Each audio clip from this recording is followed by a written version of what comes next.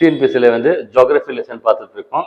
Geography லெசனில் Indian geography unit 2ல் வந்து கொடுத்துருக்காங்க. ஸோ அதில் வந்து 7வது லெசன் நம்ம இன்னைக்கு கேட்குறோம். ரொம்ப இம்பார்ட்டன்ட் லெசன். ஒரு 2 to 3 கொஸ்டின்ஸ் கண்டிப்பாக கேட்பாங்க. ஆக்சுவலாக இண்டஸ்ட்ரீஸ் அண்ட் டிரான்ஸ்போர்ட்னு ஒரு இருக்கு. ஆக்சுவலாக இந்தியாவில் வந்து தொழில்கள் எப்படி இருக்கு அப்படின்னு சொல்லிட்டு, இப்போ ஒரு நாடு நல்லா இருக்கணும்னு சொன்னால் என்ன சொல்லுவோம்? எக்கானமிக் டெவலப்மெண்ட், ஜிடிபின்லாம் நம்ம பார்த்தோம் இல்லையா? ஸோ அந்த ஜிடிபி நல்லா இருந்ததுன்னா, எக்கானமி நல்லா இருந்ததுன்னா நல்லா இருக்கும் ஆக்சுவலாக. ஸோ அதுக்கு மிக முக்கியம் வந்து இண்டஸ்ட்ரியல் செக்டர். ஸோ இந்தியாவில் வந்து இண்டஸ்ட்ரியல் செக்டர் எப்படி இருக்கு அப்படின்னு சொல்லி பார்க்கலாம் ஆக்சுவலாக. ஸோ இண்டஸ்ட்ரியல் செக்டர் பார்க்கும்பொழுது எந்தெந்த ஏரியாவில் வந்து இண்டஸ்ட்ரியல் ஜோன்ஸ் இந்தியாவில் இருக்கு, எல்லா இடத்துலையுமே தொழில் தொடங்கி நல்லா சுபிட்சமா இருக்கா, சில இடத்துல மட்டும் இருக்கா? ஆக்சுவலாக மேப்ல வந்து இண்டஸ்ட்ரியல் பெல்ட் அப்படின்னு சொல்லுவாங்க. இண்டஸ்ட்ரியல் பெல்ட் அப்படின்னா ஃபேக்டரிஸ் இருக்கிற ஏரியா, தொழில்கள் அதிகமாக இருக்கிற ஏரியான்னு சொல்லுவாங்க. இப்போ தமிழ்நாட்டில் எங்கே சொல்லுவாங்க தெரியுமா? பாருங்க, மெட்ராஸ் தொழில்கள் வந்து எங்கே அதிகமாக இருக்கு அப்படின்னு சொன்னால் மெட்ராஸ் சொல்லுவாங்க. மெட்ராஸில் பாருங்க போட்டிருக்காங்க. அடுத்து வேற எங்கே இருக்கு அப்படின்னாக்கா கோயம்புத்தூர் 2வது பெரிய சிட்டி, அடுத்து திருச்சி, அடுத்து மதுரை, அப்புறம் இங்கே திருநெல்வேலி, இப்படி சொல்லுவாங்க. இந்தியாவில் சொல்லும்போது சவுத் இந்தியாவில் வந்து பாருங்க மெட்ராஸ், பெங்களூர், மேங்களூர், இந்த பெல்ட் சொல்லுவாங்க. இது 3 வந்து தொழில் நகரம்னு சொல்லுவாங்க. இப்போ ஒசூரை நம்ம எடுத்துக்கிட்டாக்க, ஒசூரியை வந்து இண்டஸ்ட்ரியல் டவுன் சொல்றோம். சிப்காட் வந்து 5th லெவல் வந்து போயிட்டு இருக்கு, சிப்காட் இருக்கு, அந்த மாதிரி சொல்றாங்க. கேள்விப்பட்டிருக்கீங்களா? நியூ டெல்லி அவுட்டர்ல நொய்டா இருக்கு, கேள்விப்பட்டிருக்கீங்களா இல்லையா? டெல்லிக்கு அவுட்டர்ல நொய்டா இருக்கு, பயங்கரமா டெவலப் ஆயிருக்காங்க. ஹைதராபாத், பெங்களூர் எல்லாமே ஹைடெக் சிட்டிஸா போயிட்டு இருக்கு. ஸோ பாம்பேல சொல்லுவாங்க.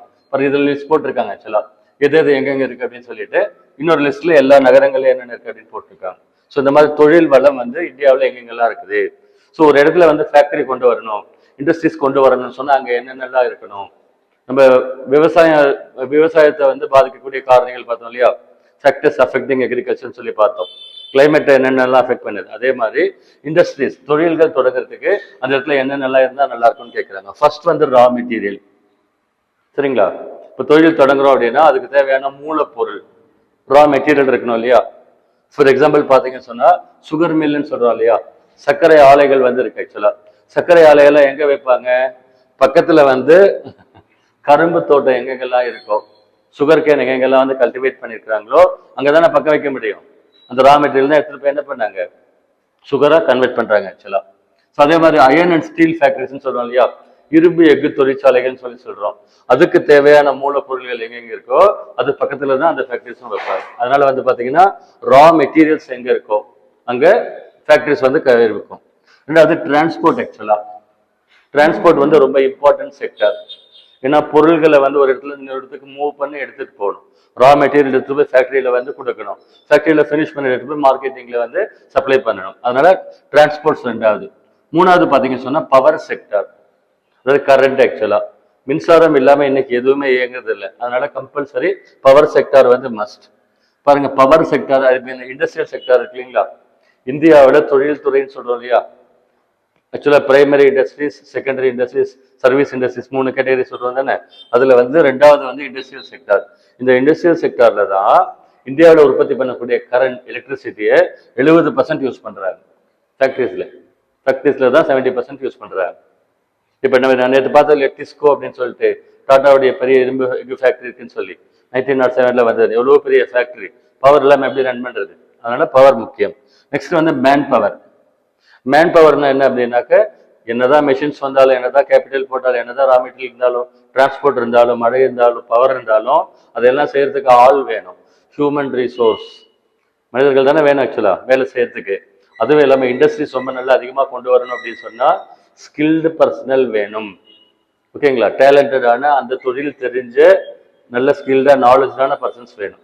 பாருங்க சிஏன்னு சொல்றோம், சார்ட்டர்ட் அக்கௌண்டன்ட், அவங்க வந்து தொழில் தெரிஞ்சவங்க இல்லைங்களா? பிஎட்னு ஒரு கோர்ஸ் இருக்கு, டீச்சிங் ஜாப் போறவங்களுக்கு அது ப்ரொஃபஷனல் கோர்ஸ். அந்த மாதிரி ஸ்கில்டா இருக்கணும்னு சொல்றாங்க. ஸ்கில்டு மேன் பவர் தான் இண்டஸ்ட்ரீஸ்க்கு தேவை. எக்ஸாம்பிளுக்கு வந்து டைமண்ட் இண்டஸ்ட்ரி வந்திருக்கு சூரத்ல. இந்தியாவில் சூரத் அப்படிங்கிற இடத்துல வந்து ஒரே ஒரு இடத்துல வந்து இண்டஸ்ட்ரி டைமண்ட் இருக்கு. ஆக்சுவலா அந்த டைமண்ட் இண்டஸ்ட்ரியில ரொம்ப ப்ரிசிஷன்ல ஒர்க் பண்ணுவாங்க. அதுக்கு அவங்களுக்கு ரொம்ப ஸ்கில்டு ஒர்க்கர்ஸ் வேணும். இந்த ஐடிஐ படிக்கிறது, டிப்ளமா படிக்கிறது, பிடெக் படிக்கிறதுன்னு கேள்விப்பட்டு கூட அந்த மாதிரி வேணும். Next water facility, as usual தெரியும், வாட்டர் ஃபெசிலிட்டி கண்டிப்பா இருக்கணும். நெக்ஸ்ட் மார்க்கெட்டிங் ஃபெசிலிட்டி, கூட்ஸ் எடுத்துட்டு போய் சேல் பண்றது, டிரான்ஸ்போர்ட் பண்றதுக்கு தேவை. அடுத்து கவர்மெண்ட் பாலிசி. பாருங்க இன்னொரு இம்பார்ட்டன்ட் பாயிண்ட். ஆக்சுவலா கவர்மெண்ட் பாலிசினா என்ன அப்படின்னா, ஆக்சுவலா வந்து கம்பெனிஸ் இருக்கு இல்லைங்களா? கம்பெனிஸ் ஒரு வருஷத்துல ப்ராஃபிட் மேக் பண்ணி டிக்ளேர் பண்றாங்க இல்லையா? அதுல வந்து கார்பரேட் டேக்ஸ்னு ஒரு டேக்ஸ் இருக்கு, எக்கானமியில் சொல்லியிருக்கேன் பாருங்க. கார்பரேட் டேக்ஸ் அப்படின்னு சொன்னா என்னது ஆக்சுவலா நிறுவன வரின்னு சொல்லுவாங்க. கவர்மெண்ட்ல எவ்வளவு தெரியுமா போட்டிருக்காங்க? அது 36%. இப்போ 1000 கோடி அவங்க ஏர்ன் பண்றாங்க அப்படின்னா ஒரு கம்பெனில அவங்க 36% வந்து கவர்மெண்ட்டுக்கு டேக்ஸ் கட்டணும். 360 கோடி டேக்ஸ் கட்டிடணும். அப்ப பாருங்க என்ன பண்றது, வர்ற ப்ராஃபிட்ல 36% அவங்க கொடுக்கணும் கவர்மெண்ட்டுக்கு. கவர்மெண்ட் நார்ம்ஸ் அது, ரூல்ஸ் அது ஆக்சுவலா. ஆனா கவர்மெண்ட் என்ன சொல்லுது அப்படின்னா, தொழில்கள் வந்து இருக்கிற இடத்துல ஓகே, இப்போ புதுசா ஒரு இடம் டெவலப்பே ஆகல, அந்த இடத்துல தொழில் தொடங்கணும் ஆக்சுவலா. சரிங்களா? யாராவது போய் தொழில் தொடங்குவாங்களா? 36% டேக்ஸ் எல்லாம் கட்டுறதுக்கு இன்வெஸ்ட் பண்ண முன் வர மாட்டாங்க இல்லையா? அதனால ரொம்ப ரிமோட்டஸ்டான டெவலப்மெண்ட்டே இல்லாத, அண்டர்ஸ்டாண்ட், அந்த ஜோன்ஸ்ல புதுசா யாராவது தொழில் தொடங்கினாங்கன்னா அவங்களுக்கு 10 வருஷத்துக்கு இல்ல 15 வருஷத்துக்கு டேக்ஸ் ஃப்ரீன்னு சொல்லிட்டு கவர்மெண்ட் வந்து பாலிசி போடுவாங்க. அண்டர்ஸ்டாண்ட்? அப்படி பாலிசி போட்டா என்ன பண்ணாங்க, 36% 5 வருஷம் யோசிச்சு பாருங்க. அதுதான் மெயின் ஆக்சுவலா. அதனால ஃபேக்டரிஸ் எல்லாம் என்ன பண்ணுவாங்கன்னா அந்த மாதிரி இடங்கள்ல போய் தொழில் தொடங்குவாங்க. இப்ப நம்மளுக்கு வந்து கிருஷ்ணகிரி டிஸ்ட்ரிக்ட்ல ராயக்கோட்டை பக்கத்துல நாகமங்கலம்னு ஒரு சின்ன வில்லேஜ், அது ரொம்ப வரக்காடு, ரொம்ப வில்லேஜ் ஆக்சுவலா. அந்த இடத்துல டாடா எலக்ட்ரானிக்ஸ் பெரிய ஃபேக்டரி கட்டியிருக்காங்க உத்தனப்பள்ளியில. அங்க இதை கட்டினதுனால தான் இந்த பக்கம் ரோட்லாம் டெவலப் பண்ணிட்டு இருக்காங்க ஆக்சுவலா. அண்டர்ஸ்டாண்ட்? இந்த மாதிரி பெனிஃபிட் கொடுப்பாங்க. அதே மாதிரி டைட்டன் எங்க இருக்குங்களா, மெயின் பிளான்ட் எங்க இருக்கு, டெஹ்ராடூன் அப்படின்னு ஒன்று இருக்கு இல்லையா நார்த் இந்தியாவில். அந்த இடத்துல வந்து ஒரு அசம்பிளி பிளான்ட் போட்டிருக்காங்க, இங்க இன்னொரு யூனிட் போட்டிருக்காங்க அசம்பிளி பிளான்ட் அப்படின்னு சொல்லிட்டு. ஏன் அங்க போய் போட்டிருக்காங்க, கவர்மெண்ட்ல டேக்ஸ் ஃப்ரீ பெனிஃபிட் கொடுத்துருக்காங்க. ஸோ இந்த ரீசன்ஸ்னால அங்க வந்து ஃபேக்டரிஸ் வர்றது சொல்லுவாங்க. ஒசூர்ல ஃபேக்டரி வந்ததுக்கு என்ன காரணம் ஆக்சுவலா, சிப்காட் இருக்கு. தமிழ்நாடு கவர்மெண்ட்ல 1971ல கலைஞர் கருணாநிதி பீரியட்ல சிப்காட் கொண்டு வந்தாங்க. நம்ம பார்த்தோம் எக்கனாமிக் ட்ரெண்ட்ஸ் டாபிக்ல பார்த்தோம் இல்லையா? அப்பதான் வந்து சிப்காட் எல்லாம் ஒண்ணாங்க, ஒசூர்லயே கொண்டு வந்திருந்தாங்க ஆக்சுவலா. ஒசூருக்கு ஒரு பயங்கர ப்ளஸ் பாயிண்ட் வந்து பக்கத்துல பெங்களூர், பெரிய சிட்டி பெங்களூர் இருக்காது, சேட்டலைட் டவுன் அப்படின்னு சொல்லி சொல்றாங்க ஆக்சுவலா. ஸோ நெக்ஸ்ட் பாத்தீங்க அப்படின்னாக்க இந்த இண்டஸ்ட்ரீஸ் சொல்லி சொல்றோம் இல்லையா, இண்டஸ்ட்ரீஸ் தொழிற்சாலைகள் சொல்றோம். இது எவ்வளவு வகை இருக்குது, பல வகையில அதை வந்து சொல்றாங்க. என்னென்ன வகையில சொல்றாங்க, லேபர் பேஸ்டா எவ்வளவு நம்பர் ஆஃப் பர்சன்ஸ் வேலை செய்யறாங்க அப்படின்றத பொறுத்து large scale company, medium scale company, small scale company. அப்புறம் இன்னொன்னு என்ன சொல்ல, காட்டேஜ் இண்டஸ்ட்ரீஸ். காட்டேஜ் இண்டஸ்ட்ரீஸ்னா குடிசை தொழில்கள். ஒரு 5 பேர் 10 பேர் ஊர் பக்கம் இருக்காங்க இல்லைங்களா, பாய் பின்றது, அந்த சாப்பாடு தட்டு மேக் பண்றது, அந்த மாதிரி எல்லாம் மெயின் பண்ணி சொல்றாங்க. இப்படி சொல்றாங்க. ரா மெட்டீரியல்ஸ் பேஸ் பண்ணி சொல்லணும் அப்படின்னு சொன்னா ஹெவி இண்டஸ்ட்ரீஸ், லைட் இண்டஸ்ட்ரீஸ் சொல்லுவாங்க. ரா மெட்டீரியல்ஸ் மூலப்பொருள். இப்ப வந்து அசோக் லேலன் கம்பெனி ஒசூர் இருக்கு இல்லையா, அதுக்கு ரா மெட்டீரியல் இரும்பு அது இதெல்லாம் பெருசு பெரிய ஐட்டம் ஆமாவா இல்லையா? அப்ப அசோக் லேலண்ட் என்னன்னு சொல்லுவான், ஹெவி இண்டஸ்ட்ரின்னு சொல்லணும். எலக்ட்ரானிக்ஸ் கூட்ஸ் இருக்கு இல்லைங்களா, எலக்ட்ரானிக்ஸ் ஐட்டம், இந்த ஆப்பிள் மொபைல் செட்லாம் அசம்பிள் பண்றாங்கல்ல, அதை லைட் இண்டஸ்ட்ரீஸ்ல சேர்ப்பாங்க. மூணாவது பாத்தீங்கன்னா ஓனர்ஷிப் பேஸ்டா சொல்றாங்க. அதுல கேபிட்டல் போடுறாங்கல்ல, முதல் போடுறாங்க இல்லையா, அதை பேஸ் பண்ணி சொல்றாங்க. பாருங்க பிரைவேட் செக்டார்னு சொல்றாங்க. இப்ப அதுல வந்து 51% யாரு கேபிட்டல் இன்வெஸ்ட் பண்ணிருக்காங்களோ, இப்போ பிரைவேட்ல இருந்து போட்டிருக்காங்கன்னா அதுக்கு பிரைவேட் செக்டார்னு பேர். இப்போ டைட்டன் வந்து பிரைவேட் செக்டார். தமிழ்நாடு கவர்மெண்ட் வந்து 49%, டைட்டன்ல டாடாங்க வந்து 51% போட்டு 2 பேரும் சேர்ந்து வந்து டைட்டன் கம்பெனி ஆரம்பிச்சிடும். 1987ல ஆரம்பிச்சதா சொன்னாங்க ஆக்சுவலா. சரிங்களா? ஸோ இது வந்து பாத்தீங்கன்னா பிரைவேட் செக்டார் டைட்டன் சொல்றோம். நெக்ஸ்ட் பப்ளிக் செக்டார் அப்படின்னா கவர்மெண்ட் கம்பெனி. 51% கேபிட்டல் கவர்மெண்ட் போட்டா அது கவர்மெண்ட் கம்பெனின்னு பேர். ஃபார் எக்ஸாம்பிள் என்ன சொல்லலாம், என்டிபிசி, பெல் ஃபேக்டரிஸ் எல்லாம் சொன்னா அந்த மாதிரி ஃபேக்டரிஸ்லாம் இருக்கு ஆக்சுவலா. நெக்ஸ்ட் ஜாயிண்ட் செக்டார்னா பிரைவேட் ரெண்டு சேர்றது கோஆபரேட்டிவ் செக்டார் அப்படின்னு இருக்கு ஆக்சுவலா. ஊர் பக்கங்கள்ல, கிராமப்புறங்கள்ல, ஊர் பக்கங்கள்ல வந்து கோஆபரேட்டிவ் சொசைட்டின்னு சொல்லுவாங்கல்ல, அதுல உருவாகுது. அப்புறம் இப்ப ரீசெண்டா ஒரு கான்செப்ட் இருக்கு, மல்டிநேஷனல் கம்பெனிஸ், எம்என்சிஸ் சொல்லி சொல்றோம் இல்லையா.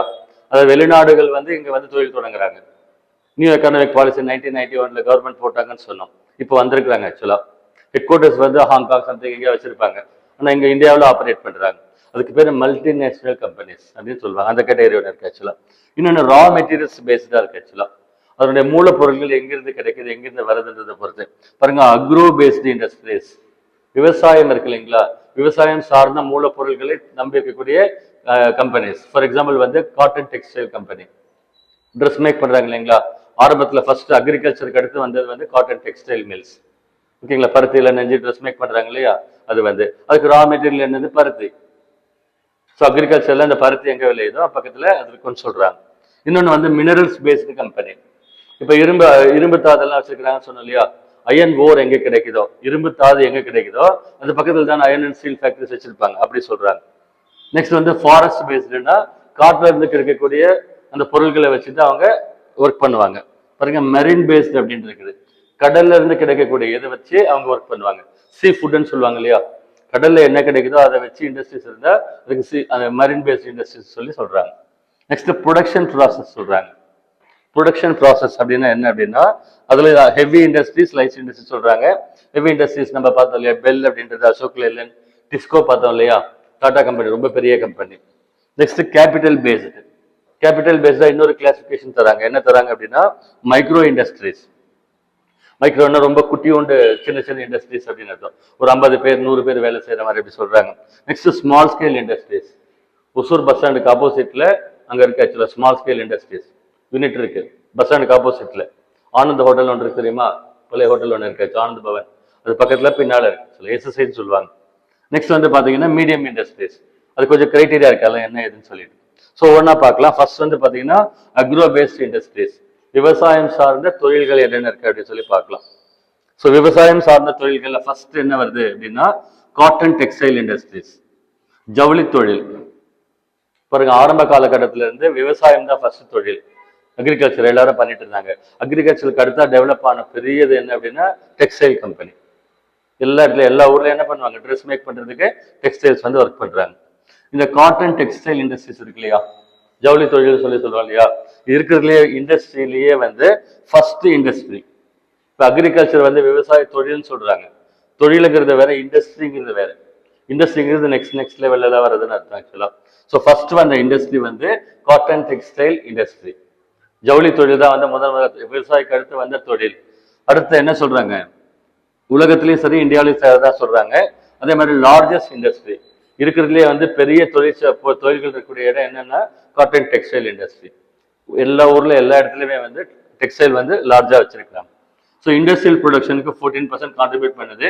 35 மில்லியன் அப்படின்னா 3.5 கோடி பேர் எம்ப்ளாய்டா இருக்காங்க. அதுல இந்தியாவில் வந்து 3.5 கோடி பேர் வந்து வேலையில இருக்காங்க.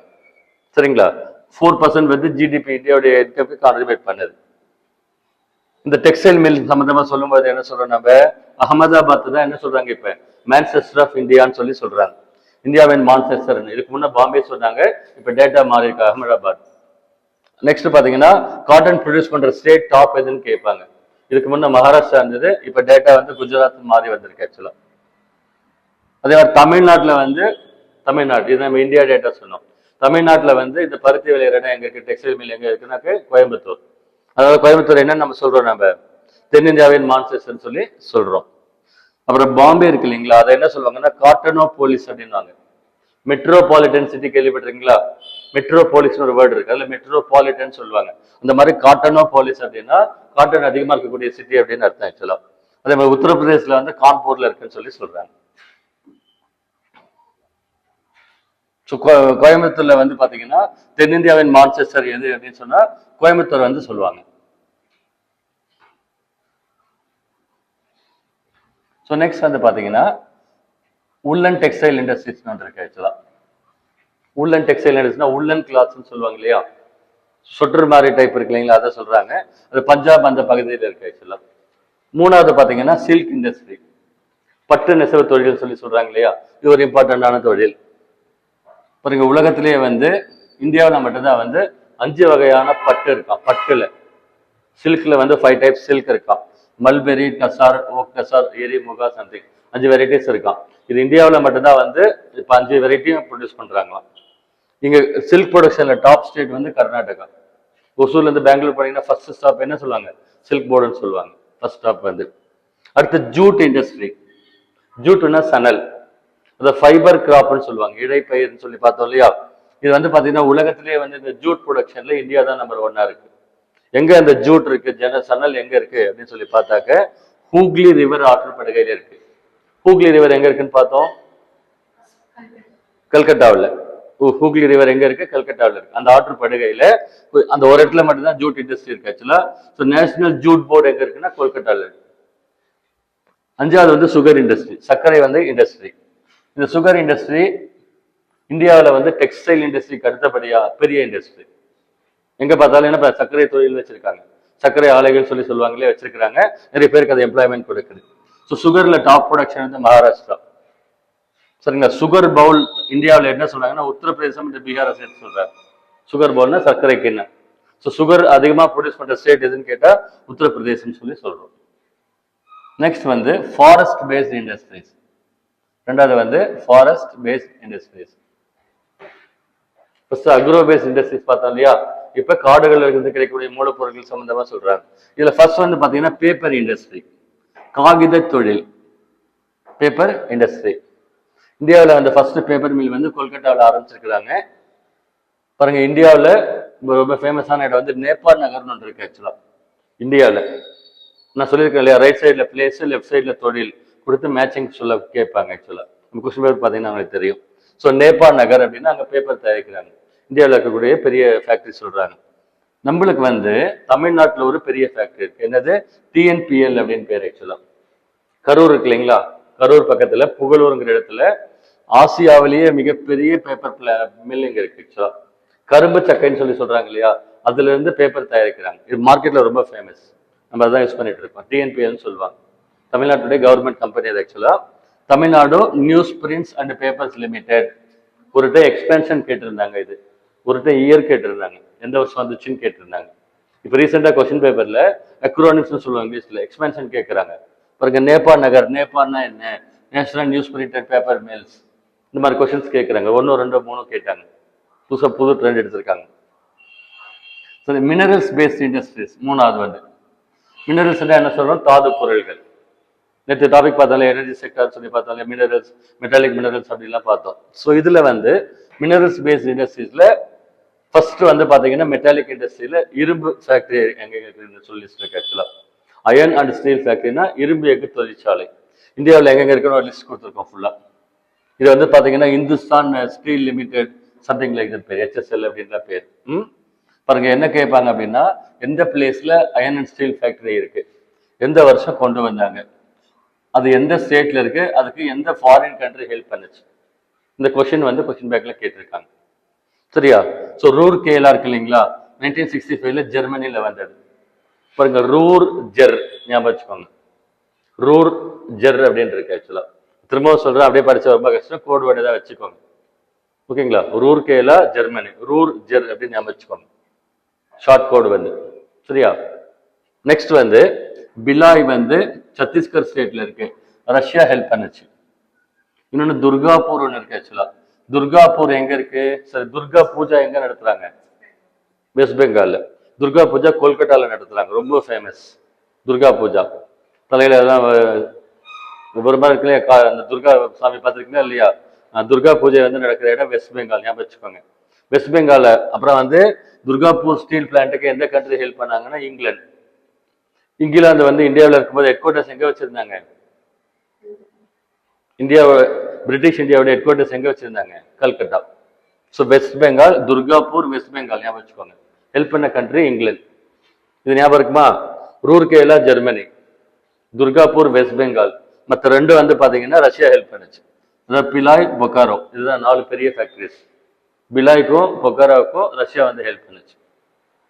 இது என்ன ஸ்டேட்ல இருக்கு அப்படின்ற லிஸ்ட் கொடுத்துருக்கு. ஆக்சுவலா ஷார்ட்கட் இங்க பிக் பண்ணி கொடுத்துருக்கு. பாருங்க, வந்து தமிழ்நாட்டில் எங்கெங்கெல்லாம் வந்து தொழில்கள் இருக்குன்னு ஒரு லிஸ்ட் கொடுத்துருக்காங்க மேப்ஸ்ல. பாருங்க, இது வந்து சென்னை, ரெண்டாவதே வந்து ஒசூர். பாருங்க, 1 2 இப்படி கொடுத்துருக்காங்க. இந்த பகுதியிலலாம் வந்து தொழில்கள் வந்து அதிகமா இருக்கு. ஸோ இதுல வந்து என்னென்ன இருக்குன்னே கொடுத்துருக்காங்க. ஒசூர்ல என்ன இருக்கு, எது இருக்கு அப்படின்னா லிஸ்ட் கொடுத்துருக்காங்க. ஸோ தொழில் வளம் வந்து ஒரு நாட்டில் ரொம்ப ரொம்ப முக்கியம். ஆக்சுவலா இரும்பு எஃகு தொழில்கள் தொழிற்சாலைன்னு பார்த்தோம். நம்ம தமிழ்நாட்டில் என்ன இருக்குன்னு பார்த்தோம், சேலம் பிளான்ட் இருக்கு, 1982ல வந்து சொல்லி பார்த்தோம். ஆக்சுவலா ஸோ கண்ட்ரியுடைய இந்த இரும்பு எஃகு தொழில்கள் அதிகமா எங்க வச்சிருக்கிறாங்க அப்படின்னா இந்த சோட்டா நாகபுரி பீடபூமி அப்படின்ற பகுதியில வச்சிருக்கிறாங்கன்னு சொல்லணும். இந்தியாவில் சோட்டா நாகபுரி பீடபூமின்ற பகுதியில ஏன் அந்த இடத்துல ரொம்ப அதிகமா வந்து வச்சிருக்கிறாங்க அப்படின்னா அதுக்கு தேவையான ரா மெட்டீரியல்ஸ் இருக்கு இல்லைங்களா, அது ஃபுல்லா பக்கத்துல கிடைக்குது. அதுக்கு எது எங்க கிடைக்குதுன்னு லிஸ்ட் கொடுத்துருக்கு. இரும்பு தாது இருக்கு இல்லையா, ஹேமடைட் தாது, மேக்னடைட் தாது பக்கத்திலேயே கிடைக்குது. அதுதான் முக்கியமான ரா மெட்டீரியல். இன்னொன்னு வந்து கோக்கிங் கோல், கோல் சொன்னால நிலக்கரி தேவைப்படுதா இருக்கு. இரும்பு எஃகு தொழிற்சாலைக்கு தேவைப்படுற ரா மெட்டீரியல் ஒன்று என்னன்னு கோல். கோல் எங்க கிடைக்குது? பக்கத்துல பாருங்க, ராணிகஞ்ச், இந்த ஜார்க்கண்ட் அங்கெல்லாம் வந்து சுரங்கத்துல கிடைக்குது. அதே மாதிரி லைம்ஸ்டோன் ராஞ்சி பீடபூமியில கிடைக்குதான், சுண்ணாம்புக்கல். இன்னொன்னு ஜபல்பூர்ல வந்து சிலிக்கான் ஒன்று அது கிடைக்குது. மத்திய பிரதேஷ்ல டோலமைட், பீகார்ல வந்து குவார்ட்ஸ். ஸோ சம்பந்தப்பட்ட மூலப்பொருள் எல்லாம் பக்கத்திலேயே கிடைக்கிறதுனால அங்க அதிகமான ஃபேக்டரிஸ் இருக்கு. கொஸ்டின் மோஸ்ட்லி இப்படிதான் கேட்பாங்க, ரீசெண்டான ஸ்டேட்மெண்ட் டைப்ஸ்ல கேட்குறாங்க. பாருங்க டிஸ்கோ ஃபேக்டரி 1907 ஜம்ஷெட்பூர்ல வந்ததுன்னு சொன்னோம். இந்தியாவில் இருக்கக்கூடிய பிரைவேட் லார்ஜஸ்ட் ஃபேக்டரி வந்து டிஸ்கோ. டாடா ஸ்டீல் கம்பெனி அப்படின்னு அதுக்கு பேர் ஆக்சுவலா. Tata iron and Steeles company. Tata வந்து அந்த ஜம்ஷெட்பூரி அவங்க தான் உருவாக்குனாங்கன்னு சொல்லியிருந்தோம். பாருங்க 10th largest steel company in the world.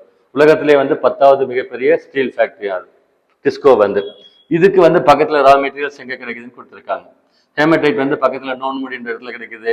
கோல் இருக்கு இல்லையா, நிலக்கரி ஜாரியா ராணிகஞ்ச் பகுதியில் கிடைக்குது. மங்கனீஸ் வந்து ஜோதா மைன்ஸ் அப்படின்னு இருக்கு, அங்க கிடைக்குது ஆக்சுவலா. அதே மாதிரி வாட்டர் வந்து சொர்ணரேகான ஒரு ஆறு ஓடுது, அந்த ஆத்துல இருந்து அவங்களுக்கு தண்ணி கிடைக்குது. டோலமைட் லைன்ஸ் வந்து பக்கத்துல சுரங்கத்துல வந்து கிடைக்குது. நெக்ஸ்ட் அலுமினியம் இண்டஸ்ட்ரி சொல்றோம். Aluminium industry. இன்னொரு மிக முக்கியமான இண்டஸ்ட்ரி வந்து ஆட்டோமொபைல் இண்டஸ்ட்ரி. ஆட்டோமொபைல் இண்டஸ்ட்ரினா 2 wheeler 4 wheeler 8 wheeler 10 wheeler 12 wheeler எங்க பார்த்தாலும் வெஹிக்கிள்ஸ் தான் இருக்கு ஆக்சுவலா. நம்ம இல்லையா, ஒசூர்லயே பயங்கர டிரான்ஸ்போர்ட் டிராஃபிக்கா இருக்கு ஆக்சுவலா. ஸோ இந்த ஆட்டோமொபைல் இண்டஸ்ட்ரி இந்தியாவில் வந்த ஃபர்ஸ்ட் ஆட்டோமொபைல் இண்டஸ்ட்ரி வந்து குர்லால வந்தது. பாம்பேல குர்லாங்கிற இடத்துல வந்தது. பாருங்க பிரீமியர் கார்னு இதுக்கு முன்னாடி இருந்தது ஆரம்ப காலகட்டத்தில். இந்தியாவில் வந்த first car company premier car அப்படின்னு பேர், குர்லான்னு சொல்லுவாங்க. 1947 வந்தது. அப்புறம் பாத்தீங்கன்னா கவர்மெண்ட்ல இந்துஸ்தான் மோட்டார்ஸ் கம்பெனி ஆரம்பிச்சாங்க. இப்போ உங்களுக்கு தெரியும் நினைக்கிறேன், ஏகப்பட்ட கம்பெனிஸ் இருக்கு பிரைவேட்ல கவர்மெண்ட்ல எல்லாம். உங்களுக்கு நம்ம தமிழ்நாட்டில் தான் இருக்கு அதிகமா. லிஸ்ட் ஃபுல்லா அடுத்த கிளாஸ்ல தமிழ்நாடு ஜியோகிராஃபில சொல்லியிருக்கேன் ஆக்சுவலா. ஸோ மெட்ராஸ் என்னன்னு சொல்றாங்க பாருங்க. ஆக்சுவலா மெட்ராஸ்க்கு என்ன பேர் ஆக்சுவலா டெட்ராய்ட் ஆஃப் ஏஷியான்னு சொல்லுவாங்க. ஆசியாவின் டெட்ராய்ட் அப்படின்னு சொல்லுவாங்க. டெட்ராய்ட்னு ஒரு இடம் இருக்கு ஆக்சுவலா. அதுதான் உலகத்திலேயே வந்து அதிகமான ஆட்டோமொபைல்ஸ் வந்து உருவாக்குற இடம் அப்படின்னு அர்த்தம் ஆக்சுவலா. ஸோ ஆசியாவின் டெட்ராய்ட் எதுன்னு கேட்டா மெட்ராஸ். பாருங்க இந்தியாவில இருந்து 60% வந்து எக்ஸ்போர்ட் பண்றாங்க. லோக்கல் பிராண்ட்ஸ் இருக்கு, இந்தியன் பிராண்ட் கம்பெனிஸ் இருக்கு. 2 வீலர் 4 வீலர் எல்லாமே. 2 வீலர் என்ன யூஸ் பண்றீங்க எல்லாம் இந்தியன் பிராண்டா ஃபாரின் பிராண்டா? யமஹா ஃபாரின் பிராண்ட் இல்லையா. பாருங்க ஆக்சுவலா எர்டிகா இது வச்சிருக்கோம் இல்லையா. கார்ல வந்து பாத்தீங்கன்னு சொன்னாக்க மாருதி சுமோபில் இண்டஸ்ட்ரியில வந்து மெட்ராஸ் சென்னை வந்து ஏஷியாவின் டெட்ராய்ட்னு சொல்றோம். 60% automobile local brand international brand overall எல்லாமே இருக்கு. எல்லா ஃபேக்டரிஸுமே இங்க இருக்கு. Tyre factories, 2 wheeler factories, 4 wheeler factories, Ford company, Hyundai company எல்லாம் இருக்கு. அதனால சொல்றாங்க. 5th வந்து எலக்ட்ரானிக்ஸ் இண்டஸ்ட்ரீஸ் சொல்றாங்க. எலக்ட்ரானிக்ஸ் இண்டஸ்ட்ரீஸ் வந்து பாத்தீங்கன்னா பெங்களூர்ல வந்து ஸ்டார்டிங்ல ITI ஒரு கம்பெனி வந்தது ஆக்சுவலா. இந்தியன் டெலிஃபோன் இண்டஸ்ட்ரீஸ் ஒரு பெரிய கம்பெனி, அப்போ ஸ்டார்டிங் கவர்மெண்ட் கம்பெனி. இப்போ உங்களுக்கு தெரியும் ஆக்சுவலா பெங்களூருக்கு என்ன பேர் கொடுத்துருக்காங்க, எலக்ட்ரானிக் கேபிட்டல் ஆஃப் இந்தியா அப்படின்னு கொடுத்துருக்காங்க. ஐடி செக்டார்ல நம்பர் 1 பிளேஸ் வந்து பெங்களூர். இன்ஃபேக்ட் பெங்களூர் வளர்ந்ததுக்கு காரணமே ஐடி செக்டார் தான். குறிப்பா ஒசூர் ரோட்ல இங்கிருந்து போறோம் இல்லையா, ஒசூர் ரோட்ல முன்னால வந்து எலக்ட்ரானிக் சிட்டி ஃபேஸ் 1 அப்படின்றது ரைட் சைட்ல, இப்போ லெஃப்ட் சைட்ல ஃபேஸ் 2 இருக்கு. சிங்கப்பூர் மாதிரி இருக்கும். உள்ள போய் பாத்தீங்கன்னா 20-22 இடத்துக்கு எல்லாம் பயங்கரமா 2 lakhs 2.5 lakhs சேலரி வாங்குறாங்க. இந்த கொஸ்டின் வந்து டிஎன்பிஎஸ்ல கேட்டிருந்தாங்க ரீசெண்டா, போன எக்ஸாம்ல ஏதோ கேட்டிருக்காங்க. நெக்ஸ்ட் அதுக்கு என்ன பேரு, கார்டன் சிட்டி. ஒரு பேர் சொல்லுவாங்க இல்லையா, சிட்டி வந்து கூலா இருக்குன்னு சொல்லுவாங்க. ஐடி கேபிட்டல் ஆஃப் இந்தியா, இந்தியாவுடைய ஐடி கேபிட்டல்னு சொல்லுவாங்க. இந்தியாவுடைய சிலிகான் வேலின்னு சொல்லி பெங்களூர் சொல்றாங்க. பெங்களூர் இருக்கிறதுனால நம்ம தப்பிச்சோம். ரியல் எஸ்டேட்லாம் ஏன் அதிகமா இருக்கு இங்க, பெங்களூர் இருக்கிறவங்க எல்லாம் இங்கதான் வந்து வீடு வாங்குறது, நிலம் வாங்குறது, குடியிருக்கிறதுன்னு சொல்லி ட்ரை பண்றாங்க. அதுக்காக இருக்கு ஆக்சுவலா. வேற இண்டஸ்ட்ரீஸ் என்ன இருக்கு அப்படின்னு சொல்லி பார்த்தா காட்டன் டெக்ஸ்டைல் மில்ஸ். இந்தியாவிலே தமிழ்நாட்டுல அதிகமான மில்ஸ் இருக்கும். இந்தியாவிலே தமிழ்நாட்டுல அதிகமான மில்ஸ் இருக்கு ஆக்சுவலா. அலுமினியம் ஸ்மெல்டிங், அலுமினியம் உருக்கு ஆலை எங்க இருக்கு அப்படின்னா ஒடிசால வந்து கோராப்புட் அப்படிங்கிற இடத்துல இருக்கு ஆக்சுவலா. மத்திய பிரதேசல கொர்பா அப்படின்வாங்க. பாருங்க இந்த லிஸ்ட் ஏதாவது மேட்சிங் கொடுத்து கேட்டா கேட்பாங்க. நெக்ஸ்ட் வந்து காப்பர் ஸ்மெல்டிங் அப்படின்னா தாமிர உருக்கு ஆலை, ராஜஸ்தான்ல ஜும்ஜும்ங்கிற இடத்துல இருக்கு ஆக்சுவலா. டிராக்டர்ஸ் எங்க உருவாக்குறாங்க இந்தியாவில் வந்து டிராக்டர்ஸ் அதிகமா வந்து ஃபெரிடாபாத் அப்படின்னு பேர். ஃபெரிடாபாத் தக் லைஃப்ல ஒரு ஃபைட் சீன் எடுத்திருந்தாங்க ஃபெரிடாபாத் ரயில்வே ஸ்டேஷன்ல. சரியா, டெல்லிக்கு போறோம் இல்லைங்களா, ட்ரெயின்ல போகும்போது டெல்லிக்கு முன்னால ஸ்டேஷன் வந்து ஃபெரிடாபாத் சொல்லுவாங்க. டிராக்டர்ஸ் வந்து அங்க உருவாக்குறாங்க ஆக்சுவலா. ஃபெர்டிலைசர்ஸ் இருக்கு இல்லையா, உரங்க எங்க உருவாக்குறாங்கன்னா பீகார்ல வந்து சிந்திரிங்கிற இடத்துல உருவாக்குறாங்க. அப்புறம் ஆன்டிபயோட்டிக்ஸ் மருந்து எங்க தயாரிக்கிறாங்க அப்படின்னா பிம்ப்ரின்ற ஒரு இடம், இன்னொன்று ரிஷிகேஷ்ன்ற இடத்துல மருந்துகள் தயாரிக்கிறாங்க. மெட்ராஸ்ல சொன்ன இல்லைங்களா மணலி ஆயில் ரிஃபைனரி இருக்கு ஆக்சுவலா. கவர்மெண்ட் ஃபேக்டரி ஒன்று இருக்குது மணலிங்கிற இடத்துல, எண்ணெய் சுத்திகரிப்பு ஆலை இருக்கு ஆக்சுவலா. நெக்ஸ்ட் வந்து ரயில்வே பார்ட்ஸ். இந்தியாவில் வந்து ரயில்வே துறை இருக்கு இல்லைங்களா, டிரான்ஸ்போர்ட் செக்டர் அது பார்க்குறோம் இல்லையா. ரயில்வே துறை இருக்கு ஆக்சுவலா. அந்த ரயில்வே துறையுடைய பாகங்கள் எங்க தயாரிக்கிறாங்கன்னு சொல்றாங்க. ஃபர்ஸ்ட் வந்து லோகோமோட்டிவ்ஸ் அப்படின்னா என்ஜின்ஸ். ரயில் எப்படி இயங்குதுன்னு சொன்னோம். முதல்ல வந்து என்ஜின் இருக்கு, பின்னாடி பெட்டிகள் இணைச்சிருக்காங்க, எடுத்துட்டு போகுது. ஸோ அந்த என்ஜின் இருக்கு இல்லைங்களா, அதில் 2 டைப் சொல்லியிருக்கோம். ஒன்று வந்து எலக்ட்ரிக்கல் என்ஜின், எலக்ட்ரிசிட்டி இப்போ வந்து எலக்ட்ரிக்கல் லைன் இருக்கு இல்லைங்களா, அது எங்க ப்ரொடியூஸ் பண்றாங்கன்னா வெஸ்ட் பெங்கால்ல சித்தரஞ்சன்ங்கிற இடத்துல ப்ரொடியூஸ் பண்றாங்க. டீசல் என்ஜின் வந்து வாரணாசியில வந்து ப்ரொடியூஸ் பண்றாங்க. நெக்ஸ்ட் கோச்சஸ், ஆக்சுவலா ரயில் பெட்டி, மெட்ராஸ்ல ரயில் பெட்டி தொழிற்சாலை இருக்குது, ஐசிஎஃப்னு பேர், இன்டெகிரல் கோச் ஃபேக்டரி அப்படின்னு அதுக்கு பேர். செகண்ட் 2வது 5ஆண்டு திட்ட பீரியட்ல காமராஜர் இருந்தார் இல்லையா, அந்த பீரியட்ல கொண்டு வந்திருக்காங்க ஆக்சுவலா. பெரம்பூர்னு நினைக்கிறேன், பெரம்பலூர்ன்ற ஒரு பெரம்பூர் பேரு. இன்னொன்னு பஞ்சாப்ல கப்பர்தலா அப்படிங்கிற இடத்துல இருக்கு ஆக்சுவலா. இந்த 2 இடத்துலயும் வந்து இந்த இன்டெகிரல் கோச் ஃபேக்டரி, அதாவது கோச்சஸ் வந்து தயாரிக்கிறாங்க. இப்போ லேட்டஸ்டா இந்தியாவில் ஒரு ட்ரெயின் ஓட தெரியுமா, வந்தே பாரத்னு ஒரு ட்ரெயின் இருக்கு. இந்தியாவிலே வந்து அதிகமா வேகமா செல்லக்கூடிய train Vande Bharat. Top speed வந்து 180 கிலோமீட்டர்ஸ் கொடுத்துருக்காங்க. அந்த கோச்சஸ் ஃபுல்லா இந்த ஐசிஎஃப்ல தான் தயாரிச்சிருக்கிறாங்க, மெட்ராஸ்ல ஐசிஎஃப்ல தயாரிச்சு கொடுத்துருக்காங்க. போன வாரம் தான் இப்போ காஷ்மீருக்கு வந்து ஃபர்ஸ்ட் வந்தே பாரத் ட்ரெயின் வந்து விட்டுருக்காங்க, பிரிட்ஜும் ஓப்பன் பண்ணாங்க ஆக்சுவலா. So next wheel and axle plant அப்படின்றாங்க. இந்த ரயிலுக்கு அடியில் பார்த்துருக்கீங்களா சக்கரம் இருக்கு இல்லையா, அதுதான் இப்படி இப்படி இப்படின்னு ஓடுது இல்லையா, அந்த வீல் அண்ட் ஆக்சல் சொல்லுவாங்க. அது எங்க இருக்கு அப்படின்னா கர்நாடகால எலங்காங்கிற இடத்துல இருக்கு. பெங்களூர்ல, கர்நாடகால பெங்களூர்ல இன்டர்நேஷனல் ஏர்போர்ட் இருக்கு, அதுவும் எலங்கால தான் இருக்கு, நார்த் பெங்களூர்ல இருக்கு ஆக்சுவலா. அப்புறம் டீசல் என்ஜின்ஸ் இருக்கு இல்லைங்களா, அதனுடைய உதிரி பாகங்களை பஞ்சாப்ல பாட்டியாலாங்கிற இடத்துல வந்து தயாரிக்கிறாங்க ஆக்சுவலா. ஸோ இன்னொரு இம்பார்ட்டன்ட் டாபிக் வந்து டிரான்ஸ்போர்ட் சிஸ்டம். இந்தியாவில் வந்து பாத்தீங்கன்னாக்கா போக்குவரத்துன்னு ஒரு டாபிக் இருக்கு ஆக்சுவலா. டிரான்ஸ்போர்ட் ரொம்ப முக்கியமான விஷயம், டிரான்ஸ்போர்ட். இந்த டிரான்ஸ்போர்ட்ல வந்து பாத்தீங்கன்னா என்னென்ன வகை இருக்குன்னு கொடுத்துருக்காங்க பாருங்க. என்னென்ன வகை இருக்கு டிரான்ஸ்போர்ட்ல வந்து, நிலத்து மேல நடக்கிற டிரான்ஸ்போர்ட்ல 2 கொடுத்துருக்காங்க. ஒன்னு ரோட் டிரான்ஸ்போர்ட், இன்னொன்னு ரயில் டிரான்ஸ்போர்ட். ஒன்னு ரோட் டிரான்ஸ்போர்ட், இன்னொன்னு ரயில் டிரான்ஸ்போர்ட். வாட்டர்ல என்ன இருக்கு ஆக்சுவலா, பைப் லைன்ஸ் சொல்லுவாங்க. இந்த கேஸ் பைப் லைன்லாம் எடுத்துட்டு போறாங்க, சரியா, ரெகுலரா யூஸ் பண்றது இல்ல, அந்தந்த இடத்துல யூஸ் பண்றாங்க. இப்போ நார்த் இந்தியால ஒரு பெல்ட் போட்டிருக்காங்க, கேஸ் பைப் லைன் எடுத்துட்டு போறாங்க. இன்னொன்னு வந்து இன்லேண்ட் வாட்டர்வேஸ், நம்ம ரிவர்ஸ் டாபிக்ல பார்த்தோம். உள்நாட்டு நீர்வழி போக்குவரத்து நேஷனல் வாட்டர்வேஸ் 1, 2, 3ன்னு பார்த்தோம். ரிவர்ஸ்ல பண்றாங்க இல்லையா, ரிவர்ஸ் லேக்ஸ்ல. நம்மளுக்கு பார்க்க போறது ஓஷன்ல வந்து, கடல்ல வந்து டிரான்ஸ்போர்ட் பண்றாங்க, போர்ட் மூலமா பண்றாங்க. 13 போர்ட்ஸ் இருக்குன்னு சொல்லி பார்த்தோம். ஸோ அந்த லிஸ்ட் பார்க்கணும். அடுத்து ஏர் டிரான்ஸ்போர்ட், வான்வெளியில வந்து பயணிக்கிறது. ஏர் டிரான்ஸ்போர்ட்ல என்ன சொல்றாங்க, டொமஸ்டிக் டிரான்ஸ்போர்ட், இன்டர்நேஷனல் டிரான்ஸ்போர்ட்னு சொல்றாங்க. இந்தியாவுக்குள்ள ஃபிளைட்ல ஒரு இடத்துல இன்னொரு இடத்துக்கு போறது டொமஸ்டிக், உள்நாட்டு விமான சேவைன்னு சொல்லுவாங்க. ஸோ உள்நாட்டுல இருந்து வெளிநாட்டுக்கு போச்சுன்னா, இங்கிருந்து ஸ்ரீலங்கா கொழும்பு போறீங்கன்னா அது இன்டர்நேஷனல் சர்வீஸ்ன்னு சொல்லி சொல்லுவாங்க. ஸோ அதை பத்தி நம்ம பார்க்கலாம். ஏரோப்ளைன்ல போயிருக்குமா இல்லையா, போனது இல்லையா, யாரும் போனது இல்லையா? சரி, இன்னும் உங்களுக்கு இன்னும் லைஃப் ஸ்டார்ட் ஆகல. ஸோ ஸ்டார்ட் ஆகும்போது போகணும். வாழ்க்கை வாழ்வதற்கே, ஆமாவா இல்லையா? முன்னையாவது பரவாயில்ல, கொஞ்சம் ரேட் ஜாஸ்தியா இருக்கு, இப்பெல்லாம் ரொம்ப கம்மி. பாருங்க 3000 rupees ஸ்பெண்ட் பண்ணீங்கன்னா போகலாம். எனக்கு தெரிஞ்சு இன்டர்நேஷனல் இல்லை, லோக்கல்ல சொல்றேன். நம்ம ஃபர்ஸ்ட் டைம் ஒரு டைம் கூட நீங்க ட்ரெயின்ல போகிறது இல்லை, ஃப்ளைட்ல போனது இல்லை அப்படின்னா போய் பாருங்க எவ்வளவு சூப்பரா இருக்குன்னு. நான் ஒரு டைம் டெல்லிக்கு படிக்க போயிருந்தேன் சொன்னேன் இல்லையா, ஃபர்ஸ்ட் டைம் போகும்போது ட்ரெயின்ல போனோம். 44 hours நூடுல்ஸ் ஆயிட்டேன், லக்கேஜ் தூக்கிட்டு சாப்பிடாம கிட்டாமலாம் போனேன். ரிட்டர்ன் ஜெர்னி ஒரு டைம் வரலான்ட்டு 11,000 எனக்கு ஃபேர் வந்து நான் புக் பண்ணிட்டு வந்தேன். அங்கே 7:40 ஃப்ளைட் எடுத்தாங்க. இங்கே நான் 10:50 வீட்டுக்கு வந்துட்டேன், பெங்களூர்லேருந்து வீட்டுக்கு வந்துட்டேன். இங்கே டிஃபன் சாப்பிட்டேன். என்னுடைய கால் வந்து தரையிலே இருக்கல அன்னைக்கு. I felt very happy. Understand, very different. So பணம் இருந்ததுன்னா, ஐ மீன் மணி இருந்ததுன்னா எவ்வளோ எக்ஸ்போஸ் பண்ணிக்கலாம் அப்படின்னு. அதுதான் எல்லாருமே ரொம்ப கஷ்டப்பட்டு எல்லாம் ஹார்ட் ஒர்க் பண்ணுறாங்க. ட்ரை பண்ண எதுவுமே பாசிபிள், சரிங்களா? ஸோ ஃபர்ஸ்ட் வந்து ரோட் டிரான்ஸ்போர்ட் பற்றி சொல்கிறேன். ரோட் டிரான்ஸ்போர்ட் நிறைய விஷயங்கள் இருக்கு, ரொம்ப அழகா இருக்கு. இந்தியா இன்னைக்கு வந்து நல்லா சொல்றேன், கேளுங்க, கொஸ்டின்ஸ் அதிகமாக கேட்பாங்க. ரோடு டிரான்ஸ்போர்ட்னா என்னது ஆக்சுவலா? ரோட்ல வந்து டிரான்ஸ்போர்ட் பண்றதுல டைப்ஸ் ஆஃப் ரோட்ஸ் கொடுத்துருக்காங்க இந்தியாவில் கவர்மெண்ட்ல. என்னென்னது? நேஷனல் ஹைவேஸ் சொல்றாங்க, அப்படின்னா என்ஹெச் அப்படின்னு சொல்றோம் இல்லையா, நேஷனல் ஹைவேஸ். அதுக்கடுத்து ஸ்டேட் ஹைவேஸ்னு ஒன்று இருக்கு ஆக்சுவலா, எஸ்ஹெச்னு சொல்லுவோம். அதுக்கப்புறம் டிஸ்ட்ரிக்ட் ரோடு, வில்லேஜ் ரோடுன்னு சொல்லுவாங்க.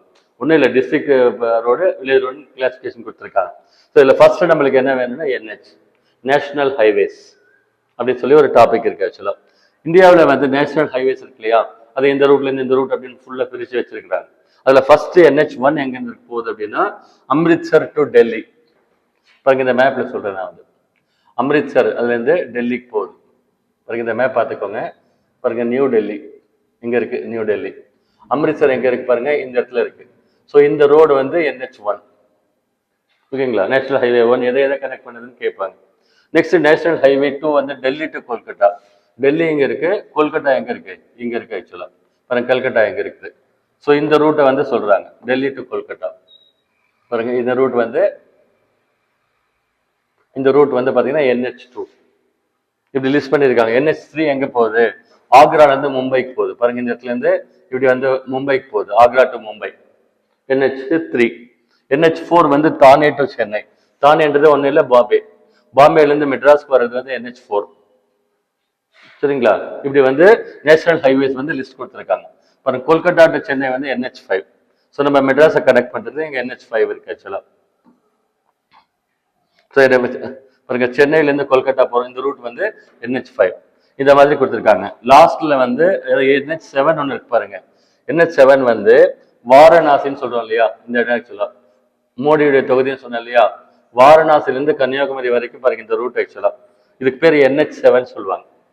நம்ம ஒசூர்ல ஓடுற லைன் வந்து NH7, நேஷனல் ஹைவே 7 அப்படின்னு சொல்லுவாங்க முன்ன. இப்போ ரீஅலைன் பண்ணியிருக்காங்க. So Varanasi to Kanyakumari 2369 kilometre சொல்லுவாங்க. இதுக்கு முன்னால இதுதான் லாங்கஸ்ட் நேஷனல் ஹைவேஸ் சொல்லுவாங்க. இந்தியாவில் இருக்கக்கூடிய லாங்கஸ்ட் NH அப்படின்னு இதை சொல்லுவாங்க ஆக்சுவலா.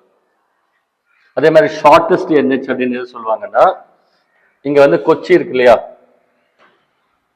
எர்ணாகுளம் கொச்சி கேள்விப்பட்டிருக்கீங்க இல்லையா, அங்க பாத்தீங்கன்னா கொச்சியில இருந்து அங்கே இந்த கொச்சியில இருந்து ஒரு 6 கிலோமீட்டர் தான் அங்கிருந்து கொச்சியுடைய போர்ட்டுக்கு போகுது ஆக்சுவலா. கொச்சின் போர்ட்டுக்கு, கொச்சி நகரத்துல இருந்து கொச்சின் போர்ட்டுக்கு போகுது, வெறும் 6 கிலோமீட்டர். அதுக்கு பேர் NH47A அப்படின்னு பேர். ஸோ ஷார்டஸ்ட் NH எதுன்னு கேட்டா இது, லாங்கஸ்ட் NH எதுன்னு கேட்டா இது. சரியா. இந்த லிஸ்ட்லாம் கேட்டிருக்காங்க கொஸ்டின் பேங்க்ல. NH2 எது கனெக்ட் பண்ணு கேட்டிருக்காங்க, லாங்கஸ்ட் NH, ஷார்டஸ்ட் NH அந்த மாதிரிலாம் கேட்டிருக்காங்க. சரியா. இப்ப வந்து ரீஅலைன் பண்ணியிருக்காங்க. இப்ப நேம்ஸ் எல்லாம் கொஞ்சம் சேஞ்ச் பண்ணியிருக்காங்க டேட்டா வந்து.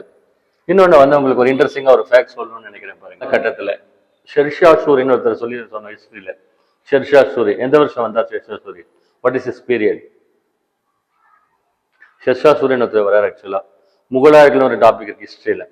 சரியா. முகல்ஸ் பீரியட்ல ஃபர்ஸ்ட் வர்றது பாபர், நெக்ஸ்ட் ஹுமாயூன். ஹுமாயூன் பீரியட்ல அவரை தோற்கடிக்கிற ஒரு பேர் வந்து ஷெர்ஷா சூரி. இயர் வந்து 1540 டு 1555. ஷெர்ஷா சூரி வம்சம் அப்படின்னு சொல்லுவாங்க. சூர் டினாஸ்டி அதுக்கு பேர் ஆக்சுவலா. அதாவது ஹுமாயூன் வந்து பாத்தீங்கன்னா அவர் நாடு இல்லாம போயிடுவார், இவர்கிட்ட தோத்துருவார். தோத்து உயிருக்கு பயந்து கங்கையில வந்து டைவடிச்சு ஊரா போய் அவன் வந்து நாடு இல்லாம தவிச்சிட்டு இருப்பார். ஸோ அந்த வருஷம் 1540 டு 1555 ஷூர் வம்சம்னு பேர் ஆக்சுவலா. ஷெர்ஷா சூரின் ஒருத்தர் வந்து அட்மினிஸ்ட்ரேஷன் ரன் பண்ணார். வெரி வெரி ஏபிளஸ்ட் பர்சன், பயங்கர சூப்பரான பர்சன். அவர் மட்டும் அவர் 1555 இறந்துடுறாரு ஆக்சுவலா, செத்து போயிட்டாரு. அவர் மட்டும் இறக்கல அப்படின்னு சொன்னா முகலாயர்களே இருந்திருக்க மாட்டாங்க, இவர் தான் ஃபுல்லா வந்திருப்பாருன்னு சொல்றாங்க. இப்போ மோடியே சொல்றாங்க இல்லையா, எதிர்கட்சிகள் யாரும் ஸ்ட்ராங்கா இல்லை, அடுத்த பிரைம் மினிஸ்டர் யாரும் சொல்ற அளவுக்கு இல்லை அப்படின்னு சொல்றாங்க. அந்த மாதிரி அவர் ஷெர்ஷா சூரிய சொன்னாங்களாம். அந்த அளவுக்கு கிரேட் அட்மினிஸ்ட்ரேஷன் அவர் கொடுத்தாரு ஆள். சரிங்களா. அவருடைய பீரியட்ல அவர் வந்து ஒரு நேஷனல் ஹைவே பில்ட் பண்ணார். அந்த காலகட்டத்திலேயே 1550s நேஷனல் ஹைவே எங்க இருந்து எங்க தெரியுமா பில்ட் பண்ணிருக்காரு ஆக்சுவலா. பாருங்க இந்த இடத்துல வங்காள விரிகுடா, பங்களாதேஷ் கீழே இந்த இடம் இருக்கு இல்லைங்களா, இந்த இடத்துக்கு என்ன பேர் அப்படின்னா சோனார் வேலின்னு பேர். சோனார் பள்ளத்தாக்குன்னு சொல்லுவாங்க. இந்த வெஸ்ட் பெங்கால் பக்கத்துல சோனார் பள்ளத்தாக்கு அப்படின்ற இடத்துல இருந்து சிந்து நதி பள்ளத்தாக்கு, இங்க பெஷாவர், காபூல் பெஷாவர்னு சொல்றாங்க இல்லையா, இந்த பகுதிக்கு பேர் வந்து சிந்து நதி பள்ளத்தாக்கு. ஸோ சோனார் பள்ளத்தாக்குல இருந்து சிந்து நதி பள்ளத்தாக்கு வரைக்கும் அந்த காலகட்டத்திலேயே கிராண்ட் ட்ரங்க் ரோட் அப்படின்னு பேர். பாருங்க இதை போட்டிருக்காங்க பாருங்க, கிராண்ட் ட்ரங்க் ரோட். யார் பில்ட் பண்ணாங்கன்னா ஷெர்ஷா சூரி பில்ட் பண்ணியிருக்காரு. அவரை பத்தி அச்சீவ்மெண்ட் ஸ்கெட்ச்ல சொல்லுவாங்க ஆக்சுவலா. ஸோ இதுதான் அந்த ட்ராக் ஆக்சுவலா. இப்போ அந்த NH1 NH2 அந்த லைன்ல தான் இருக்கு ஆக்சுவலா. இது ஷெர்ஷா சூரி கிராண்ட் ட்ரங்க் ரோடுன்னு சொல்லி அந்த காலகட்டத்தில் போட்டிருந்தார். ஷெர்ஷா சூரிக்கு இன்னொரு பேர் சொல்லுவாங்க, நவீன நாணய முறையின் தந்தை, the father of modern currency system சொல்லுவாங்க. ஆமா சரி, ஜியோகிராஃபி எடுத்துட்டு இருக்கேன். இன்ட்ரெஸ்டிங்கா இருக்கா போரிங்கா இருக்கு? இதை விட இன்ட்ரெஸ்டிங்கா ஹிஸ்டரி எடுப்பணும். மற்றவங்க எல்லாம் சொல்லுவாங்க ட்ரையா இருக்குன்னு சொல்லுவாங்க, எனக்கு ரொம்ப இன்ட்ரெஸ்டடா இருக்கு. அண்டர்ஸ்டாண்ட். ஷெர்ஷா சூரி பயங்கர great personalities came and rule. அதை பத்தி நம்ம படிப்போம். நெக்ஸ்ட் வந்து இந்தியாவில் என்ன பண்ணியிருக்காங்க அப்படின்னா, நாய் அப்படின்னு ஒன்று இருக்கு இல்லையா, ஹைவேஸ்ல போகும்போது பார்த்துருப்பீங்க. இந்த டோல்கேட்ல எல்லாம் NHAI நாய் அப்படின்னு போட்டிருப்பாங்க. அதாவது National Highways Authority of India அப்படின்னு ஒரு அமைப்பு 1995ல கொண்டு வந்தாங்க. ஸோ என்ன பண்ணியிருக்காங்க, டோல்கேட்டை போட்டு காசு கலெக்ட் பண்றாங்க. எது கலெக்ட் பண்றாங்க? ரோடு நல்லா போட்டு கொடுத்துட்டாங்க, அதனால கலெக்ட் பண்றாங்க. டோல்கேட்டு ஒரு 80 கிலோமீட்டர் 60 கிலோமீட்டருக்கு ஒரு டோல்கேட் இருக்கு. ஆக்சுவலா இந்தியாவில் வந்து வாஜ்பாய் பீரியட் ஞாபகம் வச்சுக்கோங்க. பாருங்க, பீரியட் நோட் பண்ணிக்கோங்க. 1999 to 2004 வாஜ்பாய் இருந்தார். வாஜ்பாய் பிரைம் மினிஸ்டர் இருந்தார் பிஜேபியில. ஓகேங்களா, பிஜேபியில வந்து ஃபர்ஸ்ட் 5 வருஷம் கம்ப்ளீட் பண்ண ஃபர்ஸ்ட் பிரைம் மினிஸ்டர் வந்து வாஜ்பாய். ஓகேங்களா, இன்னும் கொஸ்டின் கேட்பாங்க. ஃபர்ஸ்ட் நான் Congress prime minister to complete 5 year full term. 5 வருஷம் ஃபுல்லா காங்கிரஸ் கட்சி இல்லாம யார் இருந்தாங்கன்னு கேட்டா வாஜ்பாய் இருந்தார். 1999 2004 அவருடைய பீரியட். ஆக்சுவலா 2வது டைம் வந்து இந்தியாவில் அணுகுண்டு வந்து செக் பண்ணாங்க. ஓகேங்களா, நியூக்ளியர் பாம்பிளாஸ் வந்து டெஸ்ட் பண்ணி பார்த்தாங்க 1998ல. ஸோ அவர் என்ன பண்ணாருன்னா, ரொம்ப அழகா சூப்பரா வந்து 2 ரோடு ப்ராஜெக்ட் போட்டு கொடுத்துருக்காரு இந்தியாவுக்கு வந்து. அதுக்கு என்ன பேர் அப்படின்னா, கோல்டன் குவாட்ரிலேட்டரல் ரோட் ப்ராஜெக்ட் 1999, தங்க நாற்கர சாலை திட்டம் அப்படின்னு அதுக்கு பேர். தங்க நாற்கர சாலை திட்டம் அப்படின்னு பேர். தெரியுதா? இந்த மேப் தெரியுது, ரைட். இந்த மேப்ல வந்து பார்த்தா 2 ப்ராஜெக்ட்னு தெரியுது. சிவப்பு கலர்ல போட்டிருக்காங்க இல்லையா, இந்தியாவில் வந்து 4 பெரிய சிட்டிஸ் இருக்கு. இந்தியாவில் 4 பெரிய சிட்டிஸ். ஃபர்ஸ்ட் பாம்பே. பாருங்க, மும்பைன்னு சொல்றாங்க, இப்போ வந்து பாம்பே. 7 தீவுகள் இருக்காங்க, அந்த 7 தீவுகளை சேர்த்துன்னு சொல்றாங்க பாம்பே. வேர்ல்டு வைட் ரொம்ப ஃபேமஸான சிட்டி, இந்தியாவில் நம்பர் 1 சிட்டி. இந்தியாவுடைய ஃபினான்ஷியல் கேபிட்டல் சொல்றோம் பாம்பே. அங்க மட்டுமே 2 கோடி பேர் இருக்காங்க. ஆஸ்திரேலியா டோட்டல் பாப்புலேஷன் 2 கோடி. நம்ம பாம்பே சிட்டி பாப்புலேஷன் மட்டும் 2 கோடி அப்படி இருக்காங்க ஆக்சுவலா. இதுக்கு அடுத்து நியூ டெல்லி மேல இருக்கு இல்லையா, அங்கேயே இப்ப பாப்புலேஷன் ரொம்ப 2 கோடி கிட்ட அங்கேயே வந்துட்டாங்களாம். அடுத்து கொல்கட்டா, ஏற்கனவே பயங்கரமா மக்கள் தொகை அதிகமா இருக்கிற கொல்கட்டா. நெக்ஸ்ட் வந்து சவுத் இந்தியாவில் மெட்ராஸ் சொல்லுவாங்க. இந்த 4 சிட்டி தான் இந்தியாவில் பெரிய cities. Number 1, number 2, number 3, number 4 சொல்லுவாங்க. இந்த 4 சிட்டியை கனெக்ட் பண்றதுக்கு பேர் வந்து கோல்டன் குவாட்ரிலேட்டரல் ஷேப், வந்து நாற்கரம் ஷேப்ல இருக்கு இல்லையா, அதனால தங்க நாற்கர சாலை திட்டம்னு அதுக்கு பேர். எப்ப போட்டாரு? 1999 அந்த பீரியட்ல போட்டார். இதை கனெக்ட் பண்றாரு இந்தியாவுடைய 4 மேஜர் சிட்டிஸ். சரிங்களா? டோட்டல் லென்த் எவ்வளோ? 5846 கிலோமீட்டர்ஸ். 13 ஸ்டேட்ஸ் கிராஸ் ஆகுது. அது எந்தெந்த ஸ்டேட்ஸ் எவ்வளவு கிலோமீட்டர் தான் கொடுத்துருக்குது. சரிங்களா, ஒரு டேட்டா ஃபார்ம். ஆக்சுவலா இங்க பாருங்க, இன்ட்ரெஸ்டிங்கான ஒரு ஃபேக்ட் சொல்றேன். ரெண்டு ப்ராஜெக்ட்லயுமே நம்ம ஒசூர் வருது. பாருங்க, இது வந்து கிருஷ்ணகிரி டு ஒசூர் ரூட். இது இந்த 2 ரூட்லயுமே தங்க நாற்கர சாலை திட்டம் சொன்ன. இப்ப இன்னொரு ஸ்கீம் கொடுத்துருக்காரு, நார்த் சவுத் ஈஸ்ட் வெஸ்ட் காரிடர்னு பேர். வடக்கு தெற்கு கிழக்கு மேற்கு இணைப்பு சாலை அப்படின்னு ஒரு ஸ்கீம் கொடுத்துருக்காருங்க. ஓகேவா? இங்க பாருங்க, இங்க இருந்து இந்த எண்ட், வெஸ்ட் எண்ட்ல இருந்து, மேற்கு எண்ட்ல இருந்து இங்க இப்படி போய் பாத்தீங்கன்னா கடைசியில சில்சார்னு ஒன்று இருக்கு அந்த பக்கம் நார்த் ஈஸ்ட்ல. பாருங்க, இப்படி ஒரு ரோடு போட்டிருக்காரு. இது west to east, north to south, ஜம்முல இருந்து கன்னியாகுமரி வரைக்கும். ஓகேங்களா, பிளஸ் குறி போட்ட மாதிரி ஒரு ரோடு வருது. ஸோ இது ஒன்று இருக்குது. ஆக்சுவலா வடக்கு தெற்கு கிழக்கு மேற்கு இணைப்பு சாலைன்னு பேர். North south east west corridor, golden corridor, 2 road project அவர் பண்ணாரு. அந்த 2 பாருங்க, இந்த ரோட் ப்ராஜெக்ட் இப்படி வருது, இது இப்படி போகுது. ஆக்சுவலா இந்த 2 ரோடு ப்ராஜெக்ட்லயுமே மெயின் லிங்க் பாத்தீங்கன்னா பாருங்க, கிருஷ்ணகிரி டு ஒசூர். இங்க இந்த மேப் தருதா? பாருங்க, இங்க கிருஷ்ணகிரி இருக்கு நம்மளுக்கு, இங்க ஒசூர் இருக்குது. அதனாலதான் இந்த இடத்துல வந்து 70,000-80,000 வெஹிக்கிள்ஸ் போகுது. டிராபிக் வேற எங்கேயுமே அவ்வளோ இல்லை. ஆக்சுவலா ஒரு நாளைக்கு 80,000 வெஹிக்கிள்ஸ் வந்து இந்த ரோட்ல பாஸ் ஆகுது. North India to south India main road வந்து இந்த road, Krishnagiri to Hosur road. அதை இன்க்ரீஸ் பண்ணிக்கிட்டே இருக்காங்க. ஆக்சுவலா ஒரு 5 நிமிஷம் நினைச்சுன்னா உங்களுக்கு தெரியும், டிராபிக் லாக் ஆயிடும். கிருஷ்ணகிரி ரோட்ல பாத்துருக்கீங்களா இல்லையா?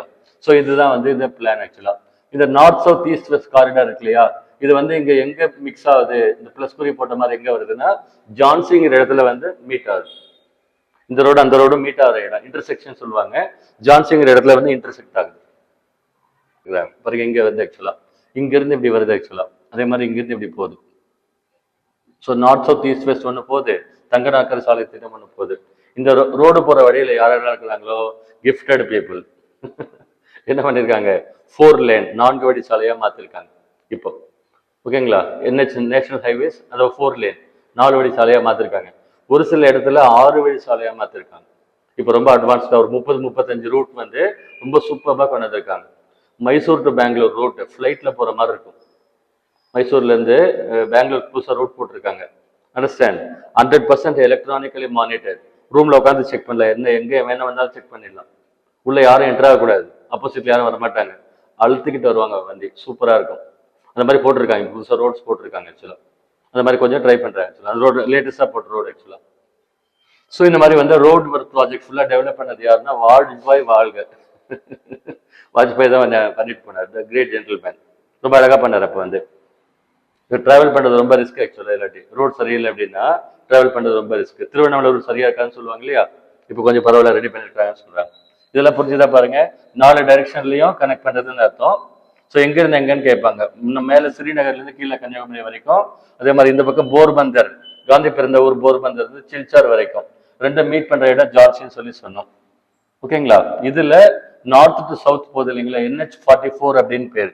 பாருங்க, இங்க இருந்து இங்க வருது இல்லையா, இப்ப ரீஅலைன் பண்ணிருக்காங்க. NH வந்து நேஷனல் ஹைவேஸ் ரீஅலைன் பண்ணிருக்காங்க. ஸோ இந்தியாவில் லாங்கஸ்ட் NH எதுன்னு கேட்டா NH44ன்னு சொல்லணும். எவ்வளவு கிலோமீட்டர் பாருங்க, 4076 கிலோமீட்டர்ஸ், 4076 கிலோமீட்டர்ஸ். இது எல்லாமே வந்து பாத்தீங்கன்னா சூப்பர் ஹைவேஸா மாத்திருக்காங்க. இப்ப சூப்பர் ஹைவேஸ் அப்படின்னு சொல்லி அதை சொல்றாங்க ஆக்சுவலா. இன்னொரு கான்செப்ட் சொல்றேன். இந்தியாவில் வந்து பாத்தீங்கன்னா இந்த ரோட் ப்ராஜெக்ட்ஸ் போட்டிருக்காங்க இல்லையா, அதுல சில இடங்கள்ல வந்து எக்ஸ்பிரஸ் வேஸ் அப்படின்னு பேர். எக்ஸ்பிரஸ் வேஸ் அப்படின்னா அதிவிரைவு சாலைன்னு பேர். இன்னொரு பேர் வந்து சூப்பர் ஹைவேஸ்ன்னு சொல்லுவாங்க. அதுதான் 6 வழிச்சாலை, 6 லேன் சொல்லுவாங்க. 6 வழிச்சாலை. இங்கிருந்து கிருஷ்ணகிரி வரைக்கும் 6 லேன் இருக்கு. ஆனா கிருஷ்ணகிரில இருந்து சேலத்துக்கு 6 லேன் இருக்கா, 4 லேன் இருக்கா? போனது இல்லை, ஞாபகம் இல்லை. சரி, 4 லேன் இருக்கு, 4 வழிச்சாலை அங்க. இது மட்டும் தான் 6 வழிச்சாலை. அதான் எந்த இடத்துல இருந்து எந்த இடம் 6 வழிச்சாலை கொடுத்துருக்காங்க.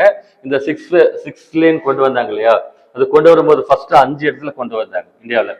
பாருங்க, பாம்பே டு புனே, பாம்பே டு புனே புனே இருக்கு இல்லைங்களா, அந்த இடம் பார்த்தீங்க அப்படின்னாக்க மலைப்பாங்கான பகுதின்னு சொன்னோம், ஞாபகம் இருக்கா? மலைப்பாங்கான பகுதின்னு சொன்னோம். பாருங்க, இந்த ரோடு மட்டும் பாருங்க எப்படி எங்க போட்டிருக்காங்கன்னு பாருங்க, எங்க போட்டிருக்காங்க. இந்த பக்கம் ஃபுல்லா பெரிய மலை, ஊட்டியை விட பெரிய மலை ஆக்சுவலா, மேற்கு தொடர்ச்சி மலை. இந்த பக்கம் ஃபுல்லா காடு. ஸோ அந்த காட்டுக்குள்ள வளைஞ்சு வளைஞ்சு போகுது. ஊட்டிக்கு போற மாதிரி சொல்றேன், வளைஞ்சு வளைஞ்சு. இந்த பக்கம் வந்து பூனா, அந்த பக்கம் வந்து பாம்பே இருக்கு இல்லையா, மலை மேல ஏறி அந்த பக்கம் இறங்கணும் ஆக்சுவலா. காட் ரோடுன்னு சொல்லுவாங்க. இந்த காட் ரோட்ல 6 வழிச்சாலை போட்டிருக்காங்க. நேரா இருக்கிற ரோட்ல 6 வழிச்சாலை போடலாம். இந்தியாவில் வந்து ஃபர்ஸ்ட் எக்ஸ்பிரஸ் வே வந்து பாம்பே டு புனே. இது 6 வழிச்சாலைன்னு இதுதான் பேர் ஆக்சுவலா. சரிங்க, அந்த இடத்துல 6 வழிச்சாலை போடுறது ரொம்ப ரிஸ்க். பட் அவங்க வந்து போட்டிருக்காங்க, சக்சஸ் பண்ணிருக்காங்க. அதுல பாருங்க, கொல்கத்தா டு டம்டப், துர்காப்பூர் எல்லாம் போட்டிருக்காங்க. டெல்லியில ஒரு ரூட் போட்டிருக்காங்க, யமுனா எக்ஸ்பிரஸ் வே அப்படின்னு பேரு. டெல்லியில இருந்து ஆக்ராவுக்கு, அதாவது பெங்களூர் டு சேலம் டிஸ்டன்ஸ். அது டெல்லியில இருந்து ஆக்ரா, அந்த ரூட் வந்து பாத்தீங்கன்னா யமுனா எக்ஸ்பிரஸ் வே அப்படின்னு ஒரு போட்டிருக்காங்க. அது வந்து 6 லேன், 6 வழிச்சாலை. யாருமே இருக்க மாட்டாங்க, போங்கன்னு இருக்கும், ரொம்ப லாங் டிஸ்டன்ஸ். இங்க வந்து நம்மளுக்கு தமிழ்நாட்டில் ஒரு ரூட் போட்டிருக்காங்க, பெங்களூர்ல இருந்து ராணிப்பேட்டை வரைக்கும். பெங்களூர்ல இருந்து ராணிப்பேட்டை வரைக்கும். பிறகு இந்த மேப் பாருங்க, பிறகு பெங்களூர் வந்து இங்க இருக்கு ஆக்சுவலா. சரியா? ராணிப்பேட்டை எங்க இருக்கு அப்படின்னு சொன்னா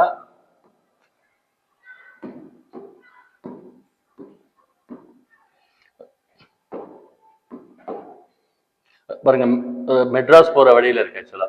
பாருங்க, இப்படி வந்து இங்க போய் வேலூர் தாண்டி கொஞ்சம் தூரம் வரைக்கும் இருக்கு ஆக்சுவலா. இது வரைக்கும் இந்த ரோடு பெங்களூர்ல இருந்து ராணிப்பேட்டை வரைக்கும் 6 வழிச்சாலை. இந்தியாவில் போட்ட ஃபர்ஸ்ட் 5 ரோட்ல இதுவும் ஒரு ரோடு. அதனாலதான் நம்மளுக்கு அந்த ரோடு இங்க வந்தது ஆக்சுவலா.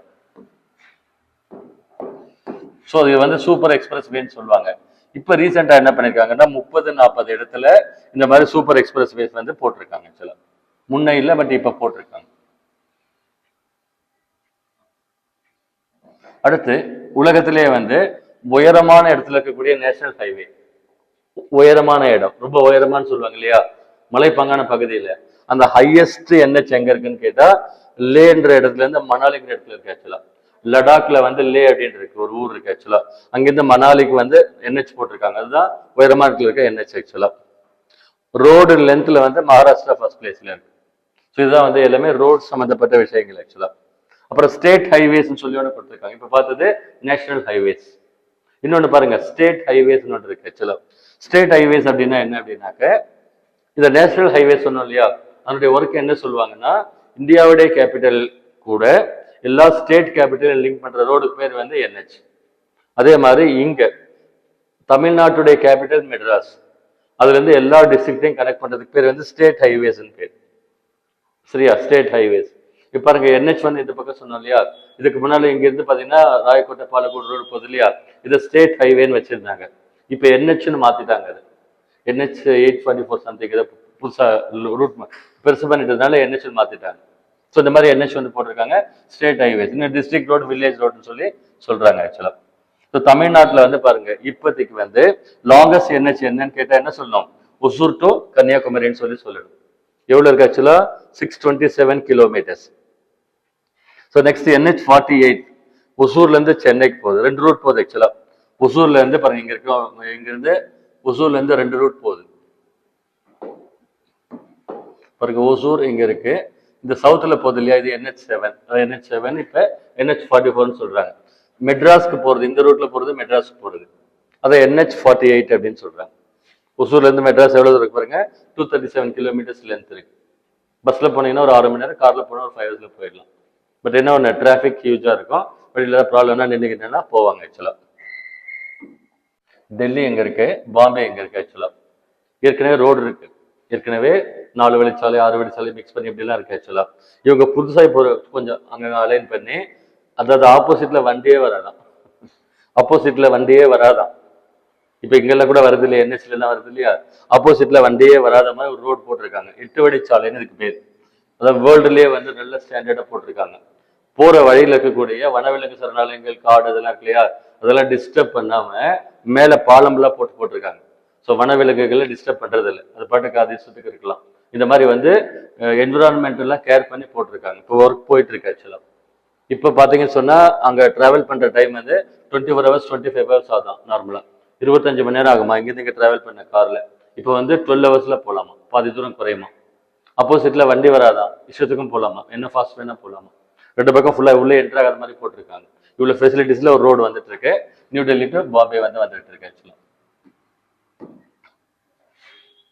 பாருங்க அதை டீடைல்ஸ் கொடுத்துருக்கோம். சரியா, 8 லேன் கிரீன் ஹைவே அப்படின்னு பேர். 8 வழி பசுமை விரைவு சாலை டெல்லி டு பாம்பே வந்துகிட்டு இருக்கு ஆக்சுவலா.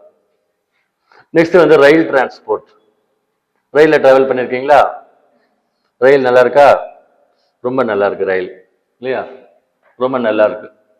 Train is super. பஸ்ல போகும்போது என்ன பண்ணுவோம், வாமிட் கிமிட்லாம் பண்ணி கொஞ்சம் கூலிங் இப்படிலாம் போவோம். லாங் டிஸ்டன்ஸ், குறிப்பா லாங் டிஸ்டன்ஸ் போறதுக்கு ரொம்ப காஸ்ட் கம்மியா. ஐ திங்க் இப்போ கூட டெல்லிக்கு போறதுக்கு ட்ரெயின்ல பாத்தீங்கன்னா 800-1000 ரூபாய் தான், 800 to 1000 தான் இப்போ கூட. அது ஒரு பயங்கர அஃபோர்டபுள். மிடில் கிளாஸ் உடைய பயங்கர லைஃப் லைன் வந்து trains. North India south India long distance travel பண்றாங்க இல்லைங்களா, அங்க ஃபுல்லாவே ட்ரெயின்ல தான் டிராவல் பண்றாங்க. ட்ரெயின் ஜர்னி வந்து சம்வாட் பெட்டர், என்விரான்மெண்ட் ஃப்ரெண்ட்லியா இருக்கும் அப்படின்னு சொல்றாங்க ஆக்சுவலா.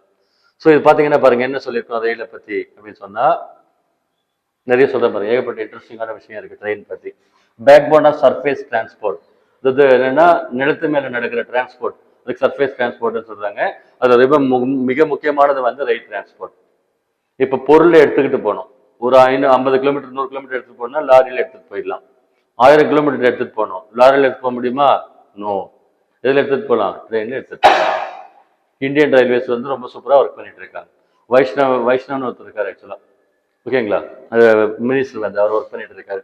இந்தியன் ரயில்வேஸ் பாருங்க வேர்ல்டுலேயே வந்து 5th லார்ஜஸ்ட், 5வது பெரிய ரயில்வே பாருங்க. ஃப்ரைட் அண்ட் பேசஞ்சர்ஸ் சொல்லியிருக்கோம் இல்லையா, லாங் டிஸ்டன்ஸ் டிராவல் பண்றதுக்கு பேசஞ்சர்ஸ்க்கு ரொம்ப முக்கியமானது ட்ரெயின் ஜர்னி. இன்னொன்று ஃப்ரைட் அப்படின்னா சரக்கு கையாளுறது, கூட்ஸ் எடுத்துட்டு போறது, அதிகமா எடுத்துட்டு போறது எதுல எடுத்துட்டு போறாங்க? ட்ரெயின்ல தான் எடுத்துட்டு போறாங்க. பாருங்க இந்தியாவில் வந்து 2017 டேட்டால 7349 ரயில்வே ஸ்டேஷன்ஸ் இருக்கு, ரயில்வே ஸ்டேஷன்ஸ். அப்புறம் பட்ஜெட் போடுவாங்க இல்லையா, வருஷம் எக்கானமில பட்ஜெட் போடுறாங்க இல்லையா, அதுல வந்து ரயில்வே பட்ஜெட் தனியா போட ஆரம்பிச்சாங்க 1924-25 இருந்து. அதுக்கு முன்னால ஜெனரல் பட்ஜெட் கூட மிக்ஸ் ஆகி போட்டிருந்தாங்க, அதுல இருந்து இப்ப தனியா போட ஆரம்பிச்சிருக்காங்க ஆக்சுவலா. இந்த ரயில் ரோடு இருக்கு இல்லையா, டிராவல் பண்ணிருக்கீங்க பார்த்துருக்கீங்க இல்லையா, அதுல 4 டைப் இருக்கு. ரயில் ரோட்ல 4 டைப்ஸ். ஃபர்ஸ்ட் வந்து பிராட் கேஜ் அப்படின்னு சொல்லுவாங்க. பிராட் கேஜ்னா அகல ரயில் பாதைன்னு பேர். அது எவ்வளவு அகலமா இருக்குன்னா 1.676 மீட்டர்ஸ், 1.6 மீட்டர்னு சொல்லுவாங்க அகல ரயில் பாதை. இதுதான் இருக்கிறதுலே வந்து ஹையஸ்ட் ஸ்ட்ரெச். அகல ரயில் பாதை பிராட் கேஜ்னு சொல்லுவாங்க.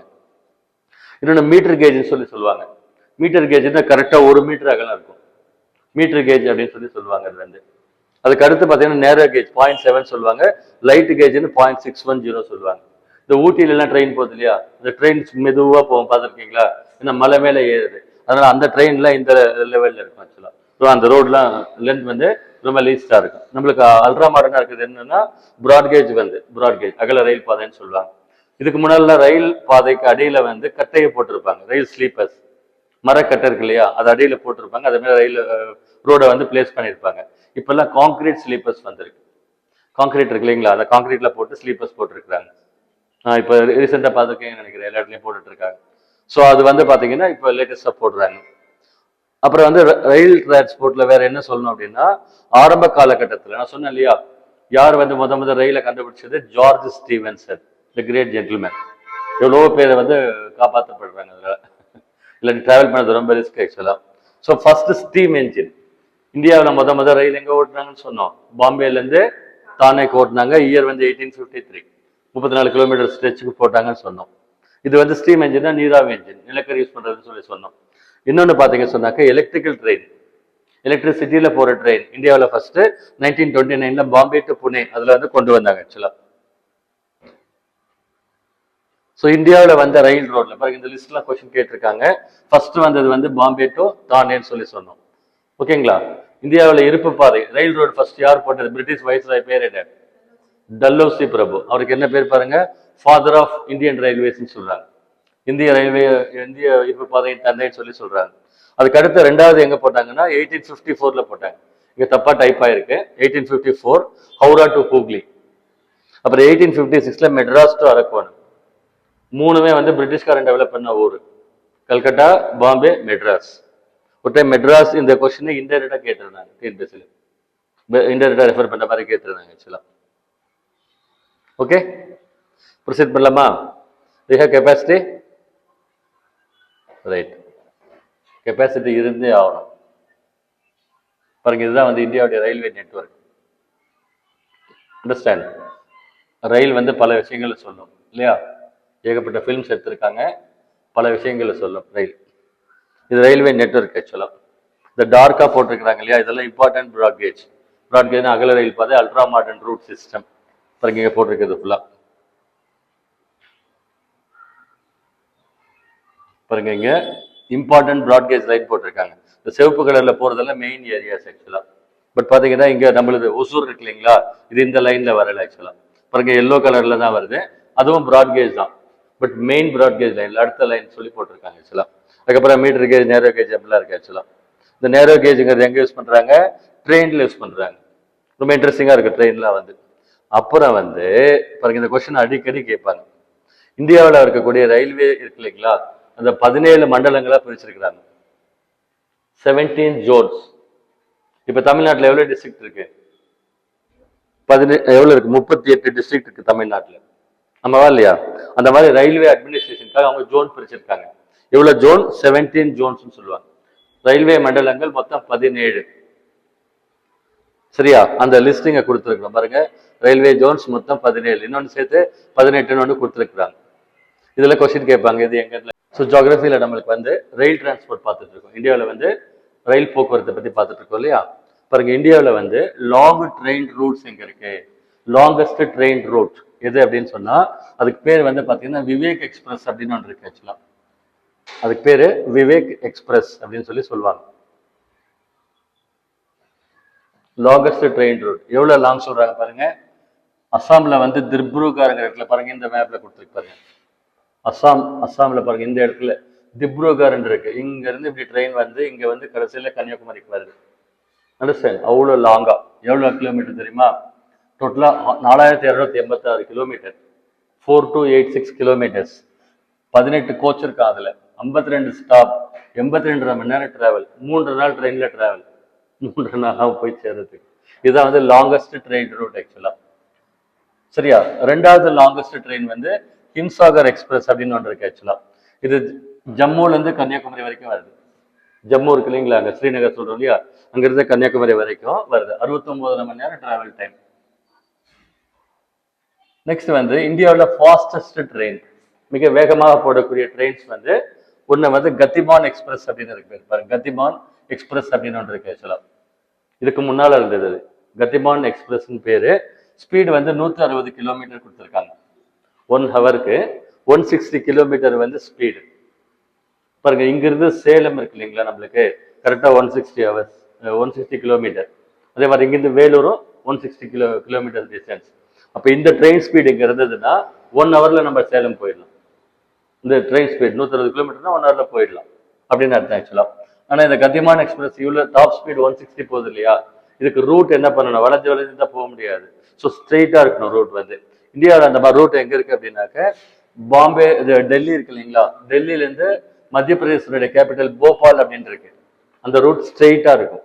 மத்திய பிரதேசனுடைய கேபிட்டல் போபால், அங்கிருந்து டெல்லி வந்து ஸ்ட்ரெயிட்டா இருக்கு ரூட். சிங்கிள் டபுள் ட்ராக் இருக்காங்க, எல்லா ட்ரெயினும் ஃபாஸ்டா போகும். இன்னொன்று சதாப்தி எக்ஸ்பிரஸ் ஒன்று இருக்கு ஆக்சுவலா, டெல்லி டு போபால். அது வந்து ஆக்சுவலா 150 கிலோமீட்டர் ஸ்பீட். இப்போ லேட்டஸ்டா வந்து வந்தே பாரத் ட்ரெயின் அப்படின்னு சொல்லி புதுசாக விட்டுருக்காங்க, கேள்விப்பட்டிருப்பீங்கன்னு நினைக்கிறேன். தமிழ்நாட்டுக்கு ஒரு 6-7 ட்ரெயின் வந்துருச்சு இதுக்குள்ள, வந்தே பாரத். இதனுடைய டாப் ஸ்பீட் வந்து 180 கிலோமீட்டர்ஸ், 180 கிலோமீட்டர்ஸ். இந்த வந்தே பாரத் கோச் தான் மெட்ராஸ்ல வந்து ஐசிஎஃப்ல ப்ரொடியூஸ் பண்ணாங்கன்னு சொல்லி சொன்னோம். ஸோ இப்போ ஜம்மு காஷ்மீர்ல இப்போ போன வாரம் வந்து வந்தே பாரத் வந்து ஓப்பன் பண்ணியிருக்காங்க. இப்போ இருக்கிறதுலே வந்தே பாரத் ட்ரெயின் ரொம்ப சூப்பர் ட்ரெயின், ரொம்ப நல்லா இருக்கு ஆக்சுவலாக. ஃப்ளைட்ல போகும்போது குஷன் கிஷன்லாம் போட்டு ரொம்ப நீட்டாக ரொம்ப லக்ஸுரியஸாக இருக்கு பார்க்க.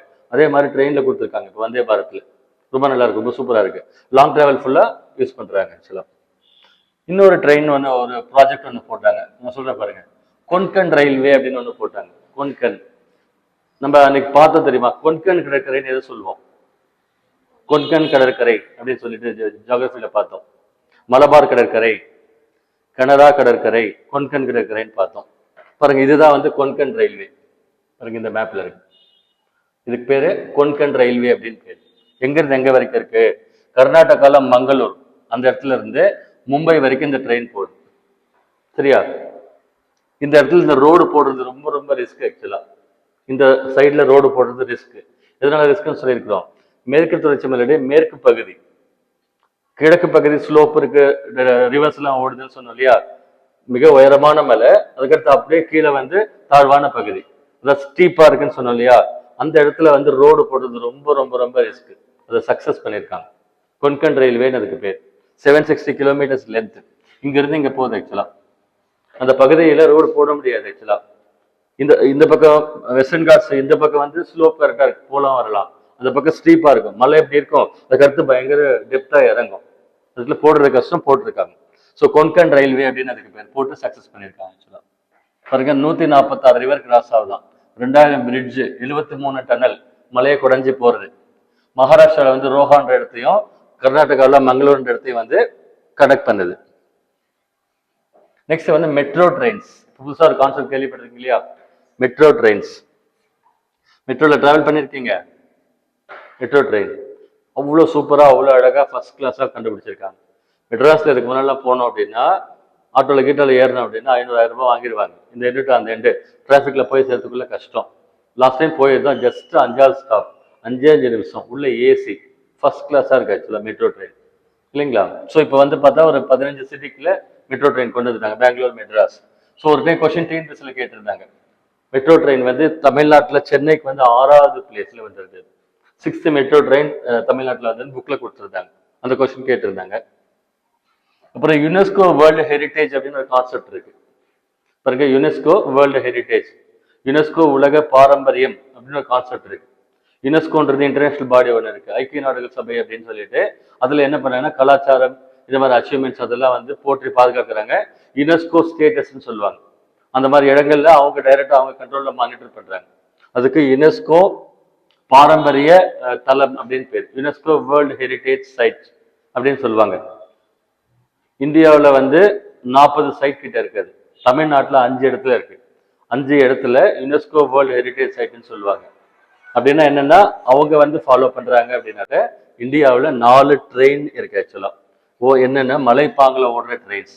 டார்ஜிலிங்ல வந்து ஒரு மலை ட்ரெயின் இருக்கு, மவுண்டைன் ட்ரெயின், அது அழகா இருக்கு பார்க்கறதுக்கு. இன்னொன்று வந்து பாத்தீங்கன்னா நம்மளது நீல்கிரிஸ் மவுண்டைன் ரயில்வே பாருங்க, இது ஊட்டியில போற ட்ரெயின். ஊட்டி ட்ரெயின் கேள்விப்பட்டிருக்கீங்க இல்லையா, நான் ஒரே ஒரு டைம் சான்ஸ் கிடைச்சி போனேன், ரொம்ப சூப்பரா இருக்கும். கீழே மேட்டுப்பாளையம், மேலே ஊட்டி தோட்டப்பேட்டை வரைக்கும் போகுது ஆக்சுவலா. ஸோ அது அழகா இருக்கு இந்த ரைட் வந்து. இன்னொன்று சத்ரபதி சிவாஜி டெர்மினஸ் இருக்கு, ஷிம்லால ஒரு ட்ரெயின் இருக்கு, அதே மாதிரி ட்ரெயின் குட்டி ட்ரெயின் மலை மேலே ஓடுற ட்ரெயின், இதை ரெக்கக்னைஸ் பண்ணி வச்சிருக்காங்க. வேற டேட்டா என்ன கொடுத்துருக்காங்க, பிசியஸ்ட் ரயில்வே ஸ்டேஷன் மும்பை, இந்தியாவில் வந்து பிசியஸ்ட் ஏர்போர்ட் அப்படின்லாம் சொல்லுவாங்க இல்லையா. அதே மாதிரி பாருங்க, மேகாலயா ஸ்டேட்ல வந்து ரயிலே கிடையாது, ரயில் ரோடே கிடையாது மேகாலயா ஸ்டேட்ல. இப்போ மோடி கவர்மெண்ட்ல இப்போ ஒரே ஒரு ஸ்டேஷன் ரெடி பண்ணியிருக்காங்க, மெந்தி பத்தர் அப்படின்னு சொல்லி, ஞாபகம் வச்சுக்கோங்க. மெந்தி பத்தர் அப்படிங்கிற இடத்துல இப்பதான் ஃபர்ஸ்ட் ஒரு ரயில் வந்து மேகாலயாக்குள்ள என்டர் ஆயிருக்கும்.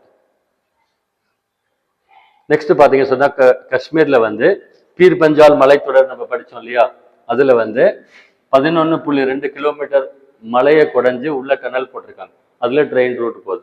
வேர்ல்டுலேயே வந்து லாங்கஸ்ட் ட்ரெயின் அது வந்து ஆக்சுவலா மலைக்குள்ள 11 கிலோமீட்டர் டிராவல் ஆகுது மலைக்குள்ள காஷ்மீர்ல.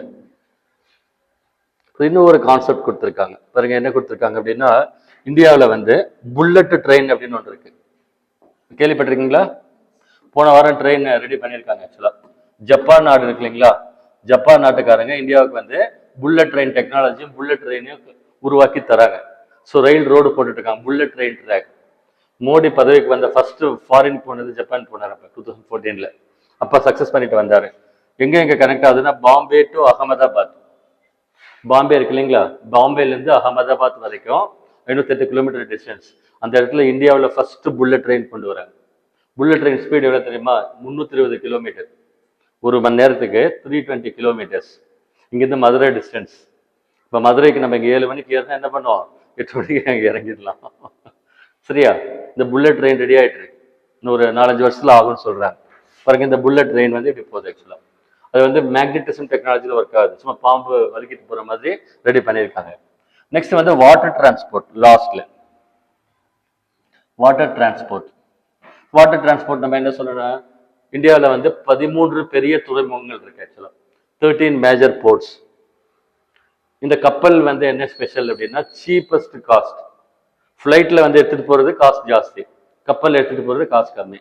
பொருள்கள்லாம் வந்து பாருங்க, சீப்பஸ்ட் டிரான்ஸ்போர்ட். அதே மாதிரி ஹெவி பல்கான ஐட்டம்ஸ் எல்லாம் லோயஸ்ட் காஸ்ட்ல எடுத்துட்டு போகலாம்.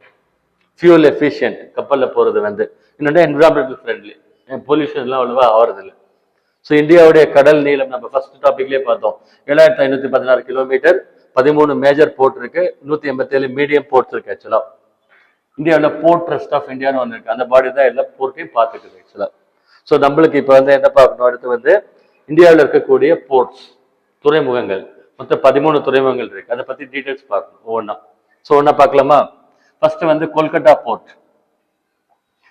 ஃபர்ஸ்ட் இந்த பக்கம் இருந்து போகலாம். கொல்கட்டா போர்ட். இந்த கொல்கட்டா போர்ட் இருக்கு இல்லைங்களா, அதுல ஹால்தியா போர்ட்னு ஒன்று இருக்கு, 2 போர்ட் இருக்கு அங்க வந்து. கொல்கட்டா போர்ட்னு சொல்லுவாங்க, ஹால்தியா துறைமுகம் சொல்லுவாங்க. இந்த இடத்துக்கு வந்து ரிவரின் போர்ட் அப்படின்னு பேர். ஆறு வந்து கடல்ல போய் கலக்கிற இடத்துல துறைமுகம் இருக்குது, அதனால ஆத்து துறைமுகம்னு அதுக்கு பேர். சூரத்துக்கு சொல்லுவாங்க இல்லையா, சூரத்ல போர்ட் இருக்கு. சூரத்துங்கிற இடத்துல தப்பத்தி ரிவர் எண்டாகிற இடம், அதுக்கும் ரிவரின் போர்ட்னு பேர். ஆத்துல துறைமுகம், சொல்றது புரியுதுங்களா? ஆக்சுவலா கடல்ல தான் துறைமுகம், அதான் போர்ட்னு பேர். ஸோ இதுக்கு என்ன பேர், ரிவரின் போர்ட் அப்படின்னு பேர். 2 டாக் சிஸ்டம்னு எழுதிருக்கு. அப்படின்னு என்ன அர்த்தம், 2 இடத்துல வந்து இறங்கி ஏறலாம், 2 போர்ட் அங்க இருக்குன்னு அர்த்தம். ஓல்டஸ்ட் போர்ட் டைமண்ட் ஹார்பர்னு ஒன்று இருக்காங்க, அந்த போர்ட்டுக்கு இன்னொரு பேர் வந்து டைமண்ட் ஹார்பர்னு சொல்லுவாங்க. ஸோ இது வந்து கொல்கட்டாவை பத்தி. நெக்ஸ்ட் வந்து பாரதீப் அப்படின்னு ஒன்று இருக்கு ஆக்சுவலா, ஒரிசால பாரதீப்ங்கிற இடத்துல இருக்கு ஆக்சுவலா. இங்க என்ன பண்றோம், இந்த சோட்டா நாகபுரி பீடபூமியில அயன்லாம் வெட்டி எடுக்கிறேன்னு சொன்னோம் இல்லையா, இதை வந்து ஜப்பானுக்கு இங்கிருந்து எக்ஸ்போர்ட் பண்றாங்க, பாரதீப் போர்ட்ல இருந்து.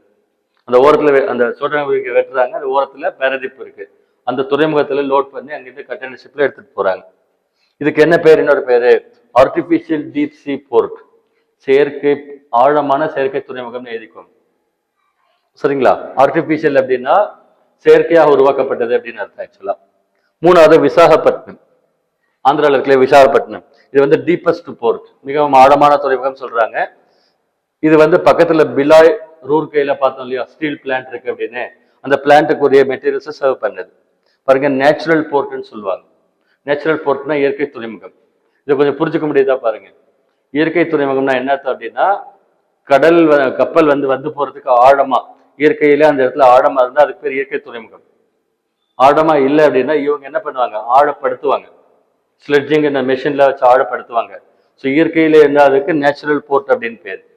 ஓகேங்களா? இல்லை அப்படின்னா ஆர்டிபிஷியல் போர்ட். மெட்ராஸ் வந்து ஆர்டிஃபிஷியல் போர்ட். ஓகேங்களா? மெட்ராஸ் வந்து செயற்கை துறைமுகம், மிஷின் வச்சுலாம் ஆடப்படுத்தி பண்ணியிருக்காங்க. ஓகேங்களா? ஸோ இந்த இங்க போட்டிருக்க ப்ரொஃபைல் ஞாபகம் வச்சுக்கோங்க. இந்த கொஸ்டின் கேட்டிருக்காரு நோட்டு. சார் மெட்ராஸ் போர்ட் அடுத்து, மெட்ராஸ் போர்ட்டுக்கு என்ன பேரு? செயற்கை துறைமுகம். நான் இப்போ எக்ஸ்பிளைன் பண்ண இல்லையா? அதே மாதிரி ஓல்டஸ்ட் போர்ட்ல அது ஒன்று, ரெண்டாவது மிகப்பெரிய போர்ட் அப்படின்னு சொல்றாங்க. மெட்ராஸ்லயே இன்னொன்னு இருக்குது, எண்ணூர் அப்படின்னு ஒன்று இருக்கு. ஆக்சுவலா மெட்ராஸ்ல வட சென்னையில எண்ணூர்னு ஒரு போர்ட் இருக்கு. அந்த போர்ட்டுக்கு காமராஜர் பேர் வச்சிருக்காங்க, காமராஜர் துறைமுகம்னு பேர். இன்னொன்னு பாத்தீங்கன்னா ஒரே ஒரு போர்ட் வந்து பிரைவேட் பார்ட்டிஷனோட வந்த போர்ட் இது ஒன்று தான், எண்ணூர் போர்ட். மற்ற எல்லாமே கவர்மெண்ட் கண்ட்ரோல். பிரைவேட்டும் சேர்ந்திருக்காங்க இதுல இன்வெஸ்ட் பண்றதுல. அதனால பிரைவேட் பார்ட்டிசிபேஷனோட வந்தது எண்ணூர் துறைமுகம் அப்படின்னு சொல்லி பேர் ஆக்சுவலா. இன்னொன்னு தூத்துக்குடி துறைமுகம். தூத்துக்குடி துறைமுகம் தமிழ்நாட்டுல மட்டும் 3 பெரிய போர்ட் இருக்கு. தூத்துக்குடி துறைமுகத்துக்கு என்ன சொல்றாங்க? ஆர்டிபிஷியல் டீப் சி போர்ட், ஆழமான செயற்கைப்படுத்தப்பட்ட துறைமுகம். இதுக்கு விஓசி போர்ட்னு பேர், வ.உ. சிதம்பரனார் பேர் வச்சிருக்காங்க, விஓசி போர்ட் அப்படின்னு சொல்லி அதுக்கு பேர் ஆக்சுவலா.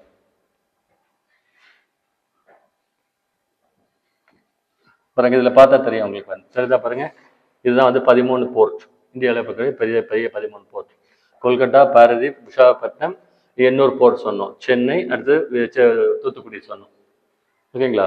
நான் ஷார்ட்டா நோட்ஸ் ஃபுல்லா ஷார்ட்டா இருக்கு, டீட்டெயில் மட்டும் கொடுத்துருக்கு. பாருங்க இந்த பக்கம் கொச்சின், நியூ மேங்களூர், மர்மகோவா, இங்க ஜவஹர்லால் நேரு, பாம்பே, இங்க வந்து கண்ட்லா, அந்த மாதிரி போர்ட்ஸ் இருக்கு ஆக்சுவலா. ஸோ நெக்ஸ்ட் வந்து கொச்சின். ஒரு கொஸ்டின் கேட்டாங்கன்னா இயற்கை துறைமுகம் எதுன்னு கேட்டா கொச்சின். பாம்பே, கொச்சின் இயற்கை துறைமுகம்.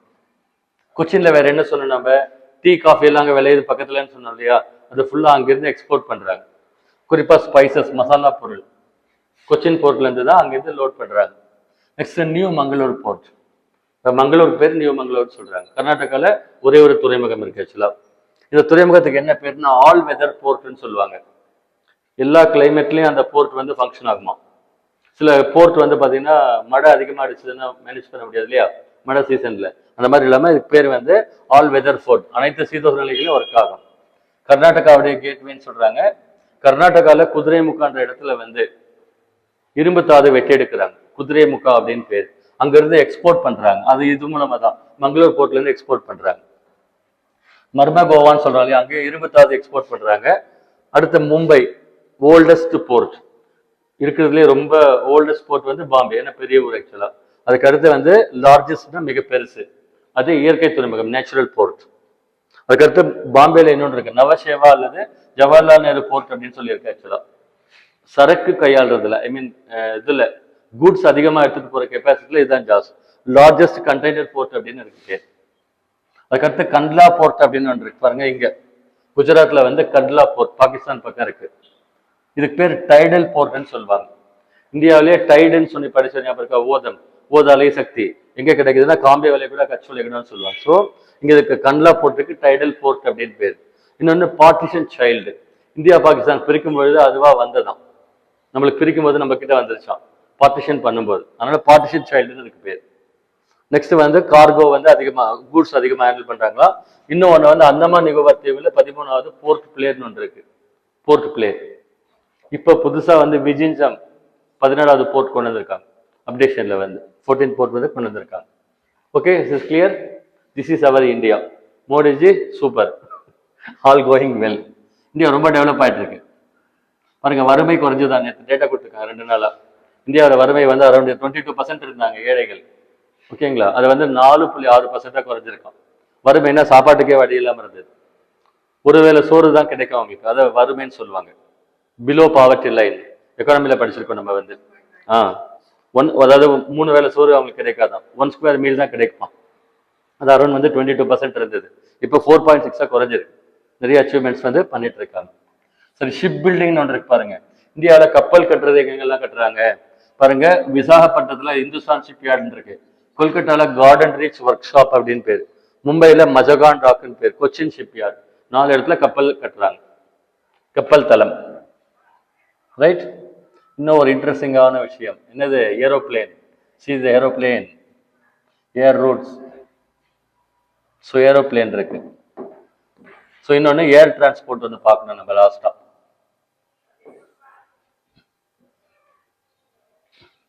ஏர் டிரான்ஸ்போர்ட்ல ஒரு பயங்கரமான புரட்சியை பண்ணி வச்சிருக்காங்க. ஏர் டிரான்ஸ்போர்ட் அதுல என்ன சொல்றாங்க? குயிக்கஸ்ட், மிக வேகமா போகலாம். நான் சொன்னேன் இல்லையா, டெல்லிக்கு போனது ட்ரெயினில் போகும்போது 44 ஹவர்ஸ், ரிட்டர்ன் ஜெர்னி வந்து ஜஸ்ட் 2 ஹவர்ஸ் 20 மினிட்ஸ். ஃப்ளைட் பறக்கிற ரேஞ்ச் வந்து 1000 கிலோமீட்டர்ஸ் பெர் ஹவர். ஒரு கிலோமீட்டருக்கு 1000, ஒரு ஹவருக்கு வந்து 1000 கிலோமீட்டர் பாஸ் ஆகும். ஸோ டெல்லி வந்து 2.2 ஹவர்ஸில் போயிடுச்சு ஆக்சுவலாக. அப்புறம் வந்து காஸ்ட்லியஸ்ட், பணம் அதிகம், மோஸ்ட் மாடர்ன், மோஸ்ட் கம்ஃபர்டபுள், ரொம்ப சூப்பராக இருக்கும். ஒன்றும் இல்லை, சோப்பு டப்பா உள்ள உட்காந்துட்டு போகிறோம், ஏதாவது ஆச்சு அப்படியே டப்பா கீழே விழுந்துடும், ஆக்சிடென்ட் வந்து காசு ஆகிடும், கேர்ஃபுல்லாக இருக்கும் ஆக்சுவலாக. ஸோ இந்த ஏர் டிரான்ஸ்போர்ட்டை பற்றி பேசுறதுக்கு முன்னால் இந்த ஏரோப்ளேனை யார் கண்டுபிடிச்சாங்க? 1903 ரைட் சகோதரர்கள் 2 பேர் கண்டுபிடிச்சாங்க, அமெரிக்காக்காரங்க. காட்ஸ் கிஃப்ட் அவங்க கண்டுபிடிச்சாங்க, இல்லாட்டி உலகம் இவ்வளவு டெவலப் ஆயிருக்காது ஆக்சுவலா. பாருங்க, ஆக்சுவலா வந்து அமெரிக்காக்காரங்க 1903 கண்டுபிடிச்சாங்க. வாஸ்கோடாமா கடல்ல வழி தெரியாம வந்து சேர்ந்தவர் இல்லையா, வருஷ கணக்குல வந்திருக்காரு மனுஷன், நாள் கணக்குல மாச கணக்குல வந்திருக்காரு. இப்பெல்லாம் உலகத்துக்கு எங்க போகலாம், இங்கிருந்து அமெரிக்காவுக்கு போறதுக்கு 17 ஹவர்ஸ் ஃபிளைட்ல. ஓகேங்களா, அமெரிக்கன் பிரசிடென்ட் வந்த ஒரு டைம் வந்து 17 ஹவர்ஸ் டிராவல் பண்ணி வந்தாருன்னு சொல்லுவாங்க. அப்புறம் வந்து இந்தியாவில் ஃபர்ஸ்ட் ஃபிளைட்டை ஓட்டுனது யாருன்னா ஜேஆர்டி டாடா. 1932 ஜேஆர்டி டாடா தான் ஃபர்ஸ்ட் இந்தியாவில் ஃபிளைட் ஓட்டினது. எங்க ஓட்டினார் பாருங்க, பாம்பேல இருந்து கராச்சிக்கு ஓட்டிட்டு போனார். அப்ப அதை வந்து 1946 ஏர் இந்தியான்னு மாத்திட்டாங்க. பாருங்க, இந்தியாவில் ஃபர்ஸ்ட் ஏர் இண்டஸ்ட்ரி வச்சிருந்தது டாடாஸ் தான், பிரைவேட்ல தான் வச்சிருந்தாங்க. அதை கவர்மெண்ட் எடுத்துக்கிட்டாங்க, நேஷனலைஸ் பண்ணிக்கிட்டாங்க. பாருங்க, நான் எக்ஸ்பிளைன் பண்ணேன், என்ன லெசன் முடிச்சுட்டு அப்புறம் கேளுங்க. 1953 சரிங்களா, இந்த ஏர் டிரான்ஸ்போர்ட் இருக்கு இல்லைங்களா, அதை வந்து நேஷனலைஸ் பண்ணிட்டாங்க, தேசியமயமாக்கிட்டாங்கன்னா கவர்மெண்ட் கண்ட்ரோல் எடுத்துக்கிட்டாங்க. எல்லாமே கவர்மெண்ட் கண்ட்ரோலுக்கு போயிடுச்சு ஆக்சுவலா. Next 1955 airports authority of India அப்படின்னு ஒரு அமைப்பு ஏற்படுத்தினாங்க. இப்போ நாயின் பார்த்தோம் இல்லையா, National Highways Authority of India something, அந்த மாதிரி இங்கே ஏர்போர்ட்ஸ் அத்தாரிட்டி ஆஃப் இந்தியா அப்படின்னு இந்தியாவில் கிட்டத்தட்ட ஒரு 130 ஏர்போர்ட்ஸ் இருக்கு ஆக்சுவலா. இதுல சும்மா ஓல்டு டேட்டா 12 இன்டர்நேஷனல் ஏர்போர்ட் கொடுத்துருக்காங்க. இப்போ 25 மேல இன்டர்நேஷனல் ஏர்போர்ட் இருக்கு ஆக்சுவலா. பாருங்க மேடம், கவனிங்க, இந்தியன் ஏர்லைன்ஸ், ஏர் இந்தியான்னு 2 இருக்கு ஆக்சுவலா. அதுக்கு மேல போட்டிருப்பாங்க அந்த ஃபிளைட் மேல. இந்தியன் ஏர்லைன்ஸ் அப்படின்னா இந்தியாவுக்குள்ள மட்டும் போறது, உள்நாட்டு ஃபிளைட், அது டொமெஸ்டிக் ஃபிளைட்னு சொல்லுவாங்க. அதாவது இந்தியாவுக்குள்ள மட்டும் போறது, சொல்றது புரியுதுங்களா? அதுக்கு பேர் என்ன வச்சிருக்காங்க, இந்தியன் ஏர்லைன்ஸ் அப்படின்னு வச்சிருந்தாங்க. இப்ப பாத்தீங்கன்னா திருச்சியில இருந்து குவஹாத்தி போகுது, அது லோக்கல் ஃபிளைட். இது வந்து இன்டர்நேஷனல் ஃபிளைட்டுக்கு என்ன பேருனா ஏர் இந்தியான்னு பேர். ஏர் இந்தியா, ஸ்ரீலங்காவில் ஏர் லங்கான்னு வச்சிருக்காங்க, ஒவ்வொன்றுக்கும் ஒரு பேர் வச்சிருக்காங்க. ஸோ அது வந்து இன்டர்நேஷனல் ஃபிளைட்டுக்கு பேரு ஏர் இந்தியா அப்படின்னு பேர். இந்த இதுக்கு இந்த பாடி எடுத்துட்டு அகைன் வந்து பாருங்க, ஆக்சுவலா வந்து national aviation corporation of India limited அந்த அமைப்பை மாத்தினாங்க. அமைப்பை இன்னும் கொஞ்சம் வேற நேம்ல மாத்தினாங்க. மாத்திட்டு 1991 நியூ எக்கானமிக் பாலிசி வந்துச்சுன்னு சொன்ன ஞாபகம் இருக்கா? புதிய பொருளாதார கொள்கை வந்துச்சுன்னு சொன்ன இல்லையா? அந்த புதிய பொருளாதார கொள்கையில வந்து ஏர் இண்டஸ்ட்ரியை வந்து பிரைவேடைஸ் பண்ணிட்டாங்க. எல்பிஜி ஸ்ட்ராட்டஜி கொடுத்தாங்கன்னு சொன்னோம் இல்லையா? ஸோ ஏர் இண்டஸ்ட்ரியை பிரைவேட்ல கொடுத்தாங்க ஃபர்ஸ்ட் டைம். பாருங்க, பிரைவேட்ல டாடாஸ் தான் வச்சிருந்தாரு, கவர்மெண்ட்டுக்கு போச்சு, கவர்மெண்ட் வந்து பிரைவேட்டுக்கு கொடுத்துட்டாங்க. அதாவது நியூ எக்கானமிக் பாலிசியில எல்பிஜி, லிபரலைசேஷன், பிரைவேடைசேஷன், குளோபலைசேஷன், அப்ப எல்லாத்தையும் ஓபன் பண்ண கவர்மெண்ட்ல இருந்து 2-3 இண்டஸ்ட்ரி மட்டும் கையில, எல்லாமே பிரைவேட்டுக்கு கொடுத்துட்டாங்க. அப்ப வந்து பிரைவேட்டுக்கு போச்சு. பிரைவேட்டுக்கு போன உடனே என்னாச்சு, பச்சை கலரு, மஞ்சள் கலர், சிவப்பு கலர்னு ஃபிளைட் பார்க்கணும், கலர் கலரா ஃபிளைட் வந்துருச்சு பிரைவேட்டுக்கு கொடுத்ததுனால. பாருங்க, ஜெட் ஏர்வேஸ்னு ஒரு ஃபிளைட் கம்பெனி இருக்கு, SpiceJet, IndiGo airlines, AirAsia, Vistara, Malindo, இதுல சோ மெனி கம்பெனிஸ். அதுல இண்டிகோ அப்படின்னு ஒரு ஃபிளைட் இருக்கு, அது கொஞ்சம் சீப்பஸ்ட் ஃபிளைட், இண்டிகோ ஏர்லைன்ஸ்னு சொல்லி சொல்லுவாங்க, அது கொஞ்சம் சீப்பா இருக்கும். இந்த மாதிரி பிரைவேட் கொடுத்ததுனால பல இருந்துச்சு ஆக்சுவலா. ஏர்போர்ட்லாம் போய் பார்க்கறதுக்கு அவ்வளவு ரம்யமா இருக்கு. பாருங்க, தான் ஏர்போர்ட் ஆக்சுவலா, பெங்களூர் ஏர்போர்ட் எடுத்து போட்டிருக்கேன். முன்னெல்லாம் பார்த்தீங்கன்னா ஒரு 2-3 ஃபிளைட் தான் இருக்கும், இப்பெல்லாம் வந்து ஒரு 100 ஃபிளைட்ஸ் இருக்கு. இந்த பக்கம் ஏறுது, அந்த பக்கம் இறங்குது. பெங்களூர் வந்து இன்டர்நேஷனல் ஃபிளைட். சரியா? சரி, பிரைவேடைஸ்டு ஏர்போர்ட்ஸ் அப்படின்னா ஏர்போர்ட் இருக்கு இல்லைங்களா, அதை பிரைவேட் மெயின்டெனன்ஸ்ல இப்ப கவர்மெண்ட் பார்த்துக்கிறது இல்லை. மெயின்டெனன்ஸ் யார் பண்றாங்கன்னா பிரைவேட்ல பண்றாங்க. என்னென்ன ஏர்போர்ட் இருக்குன்னா, கொச்சின் ஏர்போர்ட்டை நிர்வாகம் பண்றது பிரைவேட். பெங்களூர், டெல்லி, ஹைதராபாத், மும்பை இப்போ பிரைவேட்ல நல்லா மெயின்டைன் பண்ணுவாங்க, கவர்மெண்ட்னா கொஞ்சம் அவரேஜா இருக்கும். அப்புறம் 2017 வந்து உடான் ஸ்கீம், இன்னொரு ஸ்கீம் கொடுத்துருக்காரு வாஜ்பாய், உடான் ஸ்கீம். சரியா? உடான் ஸ்கீம் இந்திய டேர்ம்ஸ், அது ஃபுல்லா என்ன சொல்றாரு அப்படின்னா, சாமானிய மனிதனும் ஏரோப்ளேன்ல வந்து பறக்கணும் அப்படின்னு அந்த ஸ்கீமுக்கு பேர். அதனால பெரிய பெரிய சிட்டிஸ்ல மட்டும் ஏரோட்ராம் கட்டாம, மிடில் சிட்டிஸ் இருக்கு இல்லையா, டயர் 2 சிட்டிஸ் இருக்கு இல்லைங்களா, அந்த சிட்டிஸ்லயே வந்து ஏரோப்ளேன் இது ஃபிளைட் ஏரியா கட்டிட்டு எல்லாருக்கும் வந்து அக்சஸ் கொடுக்கலாம் அப்படின்னு சொன்னாங்க. அதுதான் இந்த ஸ்கீம் ஆக்சுவலா. பாருங்க, ஸ்மாலர் ஏர்போர்ட்ஸையும் கொண்டு வர சொன்னாங்க. அதுக்கு ரீஜனல் கனெக்டிவிட்டின்னு பேர். பல பகுதிகளை இணைக்கலாம் அப்படின்னு சொல்லி பேர். இப்போ வேலூர் இருக்கு இல்லைங்களா, அங்க அடுத்து போடுறதா சொல்லிட்டு இருக்காங்க. வேலூர்ல வந்து ஏரோட்ராம் கட்ட போறதா சொல்றாங்க. ஒசூர்ல ஏற்கனவே கட்டுறதா இஷ்யூ போயிட்டு இருக்கு. அடுத்து நெய்வேலி சொல்றாங்க. இந்த மாதிரிலாம் இப்போ கொண்டு வந்திருக்காங்க ஆக்சுவலா. பாருங்க, இது வந்து ஏர் மேப் ஆக்சுவலா, ஏர் ஃப்ளோ மேப். இவ்வளோ ஃப்ளைட்ஸ் போது வருது ஆக்சுவலா. ஸோ சென்னை வந்து பயங்கர பிஸியா இருக்கும், பெங்களூரும் பிஸியா இருக்கும். இப்போ இன்னைக்கு காலகட்டத்தில் ரொம்ப டெவலப்டு எல்லாமே. எல்லாம் நல்லா சம்பாதிக்கிறாங்க, நல்லா வெல்லாஃபாக இருக்கிறாங்க, எக்ஸ்கர்ஷன் என்ஜாய் பண்ண போறாங்க.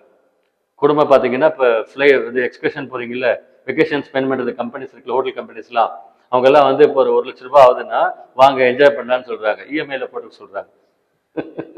இஎம்ஐல போட்டு பிக்னிக் போனோமா, அந்த அளவுக்கு விளம்பரம் பண்றாங்க. சரியா? சரி, தமிழ்நாட்டில் வந்து ஏர்போர்ட்ஸ் எவ்வளோ இருக்கு அப்படின்னு சொன்னா, தமிழ்நாட்டில் வந்து ஒரு 6 இடத்துல ஏர்போர்ட் இருக்கு ஆக்சுவலா. தமிழ்நாட்டில் இருக்கக்கூடிய இன்டர்நேஷனல் ஏர்போர்ட்டுக்கு என்ன பேருன்னா அண்ணா இன்டர்நேஷனல் ஏர்போர்ட் அப்படின்னு பேர். அண்ணா பேர்ல வச்சிருக்காங்க, சர்வதேச விமான நிலையம். டொமஸ்டிக் ஏர்போர்ட்டுக்கு காமராஜர் உள்நாட்டு விமான நிலையம் அப்படின்னு பேர்.